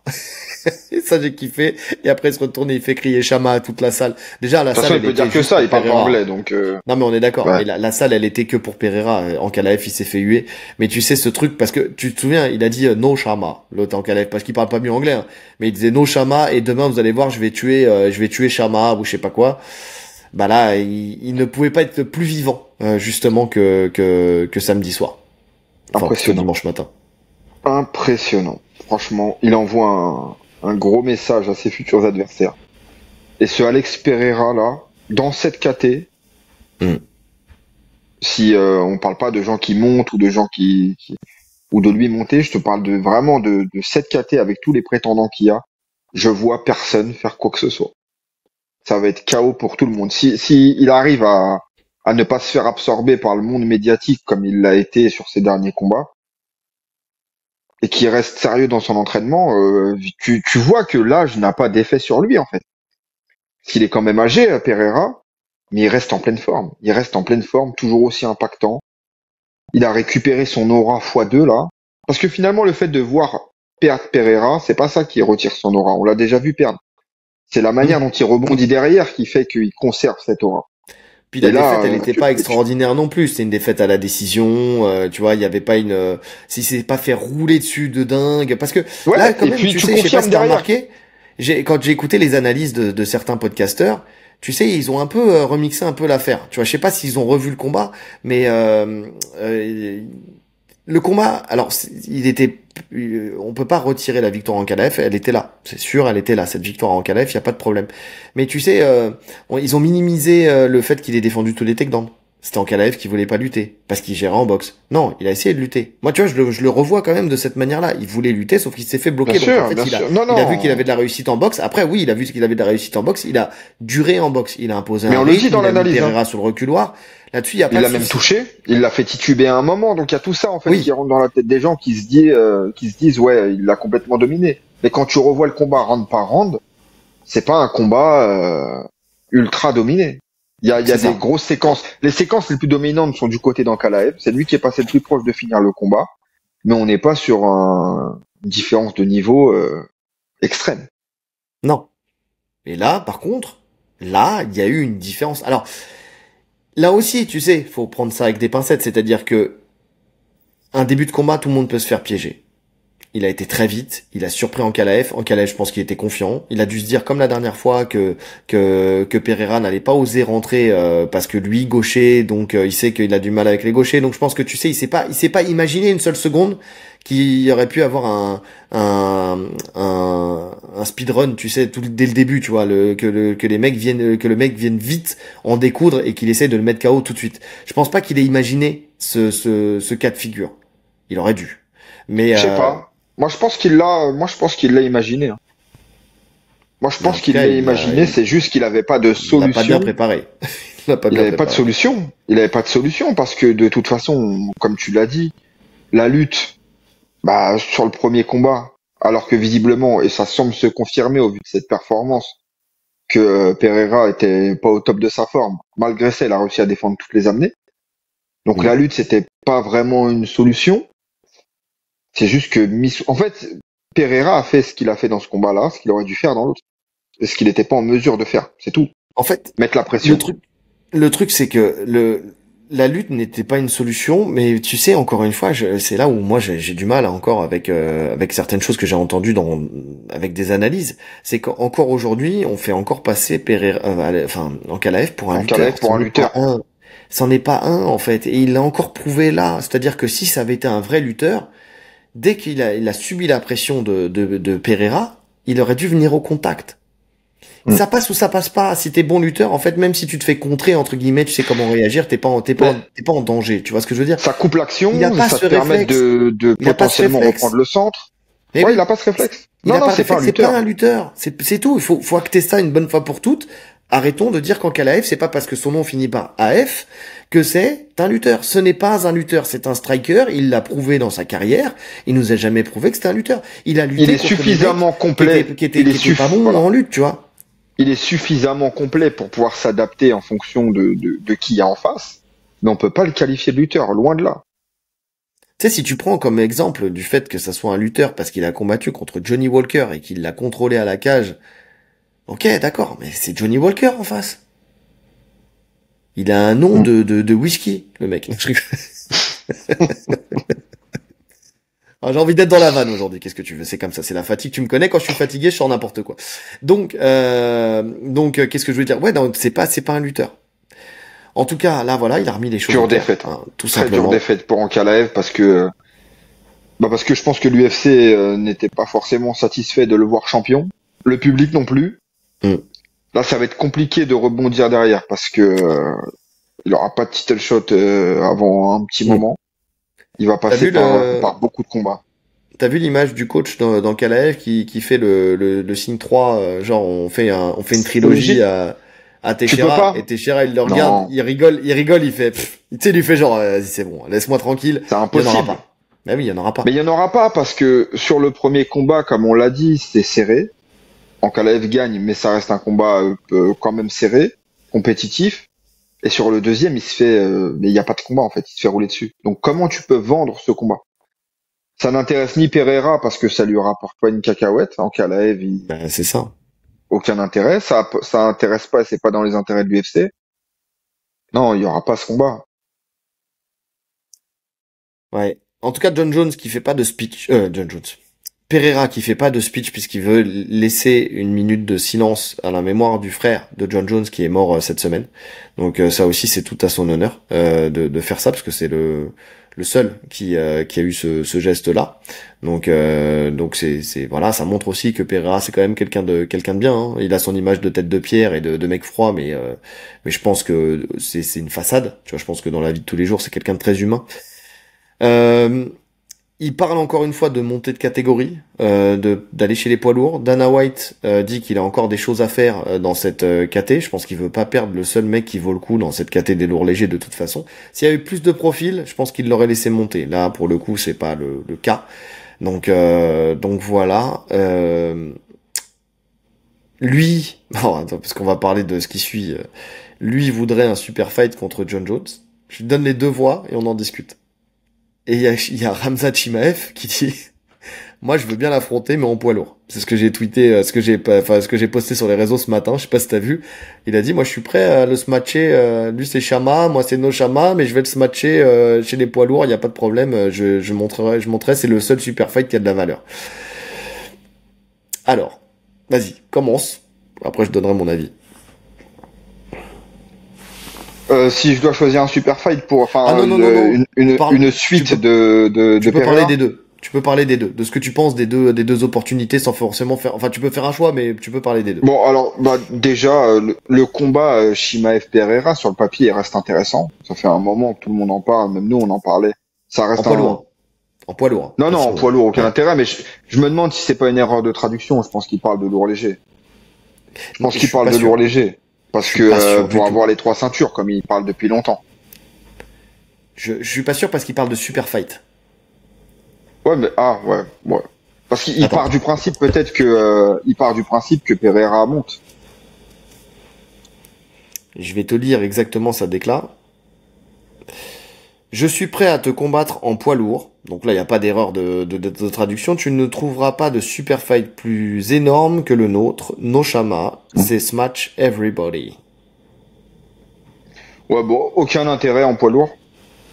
Et puis de toute façon, Shimaev, il y a énormément de travail à faire dans sa KT, donc j'ai pas envie de le voir sur un super fight. Donc la suite logique pour moi, c'est alors la vraie suite logique pour moi, ça serait qu'il reste dans cette KT, qu'il fasse encore un ou deux combats. Je veux pas forcément le voir monter. Mais si Mhm. on est sur un super fight, moi il y a deux combats qui m'intéressent en ce qui concerne Pereira. C'est ou le super fight contre Jones, tu vois, un super fight qui va vendre à la mort, ou si on veut rester dans un cadre sportif, et ça va dépendre du résultat du prochain combat poids lourd, c'est le voir contre Gann. Contre un Striker final, ça contre m'intéresse striker. pas, mais Mais contre oui. Gann, ça m'intéresse. Si Gann prend la ceinture, faire un super fight en tant qu'ancien, tu vois, lui a eu la ceinture du Glory, Gann a été champion du monde de boxe thaï, les deux sont connus pour être d'excellents strikers, en plus dans deux styles opposés, avec un Mhm. Gann très volatile et un Pereira un peu plus ancré. Donc oui, ce combat, il me vend du rêve. Bah écoute, je suis d'accord. Khamzat Chimaev, si c'est pour une troisième ceinture, même si bon, pour l'instant je veux pas, parce qu'effectivement il y a tellement de prétendants dans sa KT qu'il y a encore beaucoup de boulot à faire. Donc je vais pas dire autre chose que j'ai toujours dit pour les autres, que ça soit pour Topuria, que ce soit pour Makhachev, que ça soit pour tout le monde. Tant que t'as des prétendants, tu restes dans ta KT. Je sais que tu veux marquer l'histoire, mais tu restes dans ta KT et tu marques l'histoire dans ta KT comme le faisaient les anciens. Tu vois, vraiment pour le coup revenir un petit peu à des bases normales du sport. T'as une KT, tu rinces ta KT et puis après on voit ce qui se passe.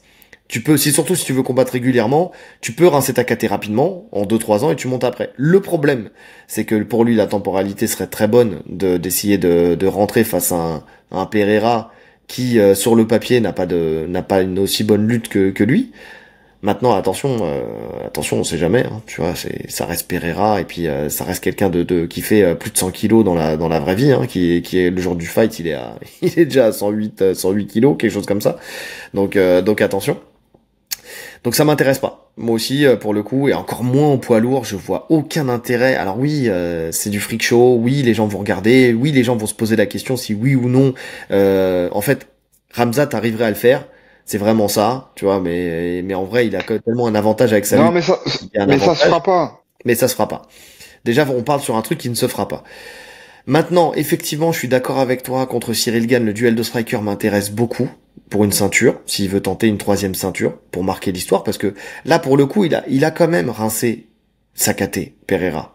Oui, s'il reste dans sa KT, il reste Hulberg, il reste encore des profils à affronter, mais il a quand même rincé sa KT. Là, comme on a dit tout à l'heure, Jiri Prochaska, c'est l'éternel numéro 2, surtout s'il passe un Ankalaev. Au bout d'un moment, on va pas refaire Jiri Prochaska 3, 4, 5, 6, 7. Donc bon, il Bah reste ouais, ouais. Hulberg, Moi, allez, écoute, admettons, il reste dommage, Hulberg, et puis après, voilà, tu vois. dommage qu'il soit vieillissant et que ça soit sur la fin. Mais pour moi, l'adversaire le plus coriace dans cette KT de Pereira, ça a été Blakovic, hein. Et c'est un rematch Oui, qu'aurait pu être légitime oui, je suis plus tôt d'accord. en fait. Je suis d'accord. Maintenant, ça se fera pas parce que de toute façon, l'UFC ne le veut pas et on a vu, Hulbert qui passe contre un Blachowicz, c'était serré, c'était même pour nous C'était très serré. Pour moi, c'était Blachowicz qui passait. Ouais. C'était Blachowicz aussi, donc bon voilà. Ils veulent pas continuer à faire monter Blachowicz, on le sait, on l'a vu, on l'a compris. Bref.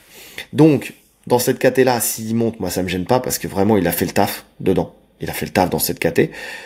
Effectivement, à choisir, je préfère le combat contre Cyril Gane, ce duel de striker. De toute façon, Aspinall, il a déjà dit, si il monte contre moi, je vais lui rentrer dedans façon plaquage de rugby et je vais lui mettre mon grand endpoint. Donc voilà, le combat, on le sait déjà, il va se passer comme ça. Bon, il y a aucun intérêt. Contre Jones, tu vois, autant j'entendais l'argument de Jones, Pereira, aucun intérêt quand il avait la ceinture. Maintenant qu'il a plus la ceinture, faire un super fight, pourquoi pas, peut-être, j'y mets ça comme ça, à la Maison Blanche. Jones qui veut combattre absolument à la Maison Blanche contre un Pereira en mode Chama sur un super fight à la Maison Blanche comme ça entre les deux, ça me parle. Ça, il le sera. Tu veux, hein? De quoi? Il sera sur la Maison Blanche, Pereira. C'est quasi une certitude. Mais voilà. On sait, et on le voit en plus au vu du public. C'est vraiment un des combattants préférés de la foule. Mais c'est ça. Et John Jones reste John Jones. C'est vraiment le seul combattant qui a dépassé le cadre des nationalités. C'est-à-dire que même s'il serait contre un Américain, je suis sûr qu'une grande partie du public américain serait pour lui. Parce qu'ils sont attachés à son personnage, parce que tu sais qu'il fait des combats spectaculaires et que vraiment c'est un personnage à part entière, Pereira. Alors, je suis d'accord avec toi aujourd'hui, parce que John Jones, tu sais, il y a toute une partie des gens qui regardent le MMA et l'UFC aujourd'hui qui sont des nouveaux, des newcomers, tu vois, des gens qui sont arrivés, comme c'est souvent dit, tu sais, avec le Covid et tout ça. Donc, il y a beaucoup de gens, en fait, pour qui John Jones, ça leur parle pas. Ils savent pas qui c'est. Tu vois, ils l'ont vu gagner contre Gane, ok, mais après, ils ont suivi le combat contre Miocic, tu vois, ils ont la haine contre lui parce que il y en a beaucoup. Alors, c'est des anciens, voilà, qui n'ont pas aimé la gestion de carrière de John Jones, je l'entends. Mais t'en as beaucoup aussi, c'est parce qu'en fait, ils savent pas qui c'est, donc ils ont pas le passif, donc ils jugent mal le présent, tu vois, entre guillemets. Mais, donc, Pereira, qui est un combattant et un champion actuel, pourrait avoir plus de hype, effectivement, qu'un John Jones pour une bonne partie des MMX, tu vois, des gens qui regardent le MMA. Maintenant, pour des gens comme nous, qui sont là depuis longtemps, moi personnellement, ce combat-là me hype de ouf. J'aurais pas de préférence, tu sais, de savoir qui gagnerait ce combat. Bon, même si j'ai ma petite idée sur qui remporterait ce super fight, on va pas se mentir. Hein, je pense que c'est valable pour toi aussi. Pereira éclaterait John Jones. Non, John Jones il a trop d'armes. Ah oui, non, bah John Jones il a trop d'armes, c'est pas possible. Mais en même temps, tu vois, cette fin un peu sale qui s'est passée pour John Jones, tu sais, je l'avais dit déjà. Hein, une fin un peu bizarre où ça s'est fait sur une conférence de presse. Bon, ça y est, John Jones, il est à la retraite. Allez, on n'en parle plus. Il y a rien. Il y a pas de, tu sais, je sais pas, un champion comme ça, tu peux pas lui faire une fin bidon. Là, quelle apothéose. Tu fais un dernier super fight contre un Pereira qui finalement ne perd rien. Il est monté, il tente sa chance contre le GOAT, il perd. Bon bah, il aura quand même été double champion dans 2 catégories. Il sera toujours champion de sa catégorie. Il va pas lâcher sa ceinture pour ça. Pour moi, c'est l'idéal. C'est l'idéal. C'est clair. Et puis en plus, je vois bien le fil rouge. Tu sais, les Américains, ils sont grave friands de ça. Il vient de perdre son frère. Le retour du champion après une phase de deuil qui revient. Et rendre hommage aussi à son frère qui a été un grand champion de foot américain. Je vois déjà l'affiche qu'ils vont faire autour de ça.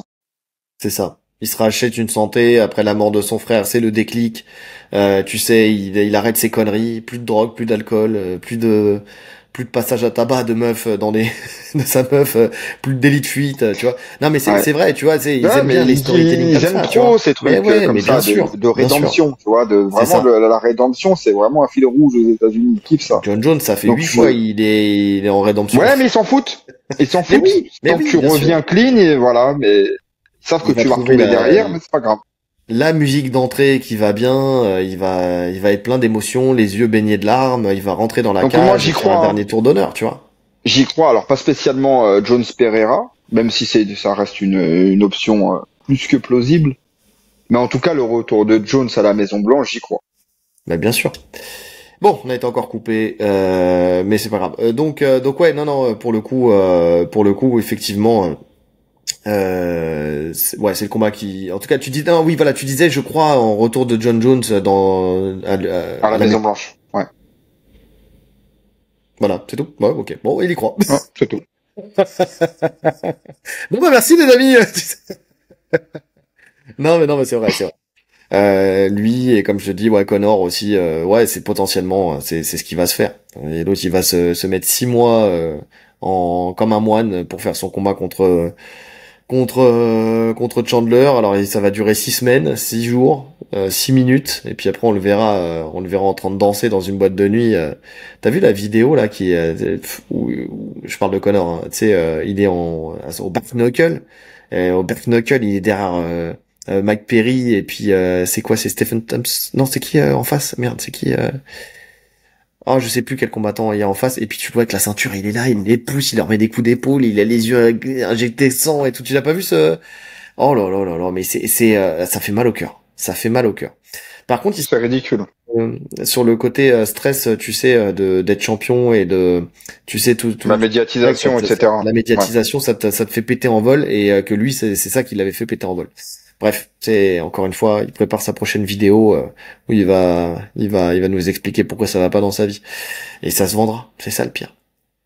Bref, bon, on a fait le tour de cette UFC Mm. 320. Bah écoutez les amis, en tout cas, n'hésitez pas à nous mettre en commentaire ce que vous avez pensé de cet événement. Donc voilà, c'était pas mal. Et puis en attendant, likez, commentez, partagez, cliquez sur la cloche de notification pour ne rien rater, les 5 étoiles sur toutes les plateformes de podcast. Le lien Tipeee ici, le cœur vous en dit, le lien en description pour un porte fight avec le code TATAMI10 pour les 10% de réduction sur tout le site. Et puis tout, il ne reste plus qu'à vous souhaiter une bonne journée Ou une bonne soirée. en fonction de l'heure à laquelle vous nous écoutez. Allez, salut. Salut!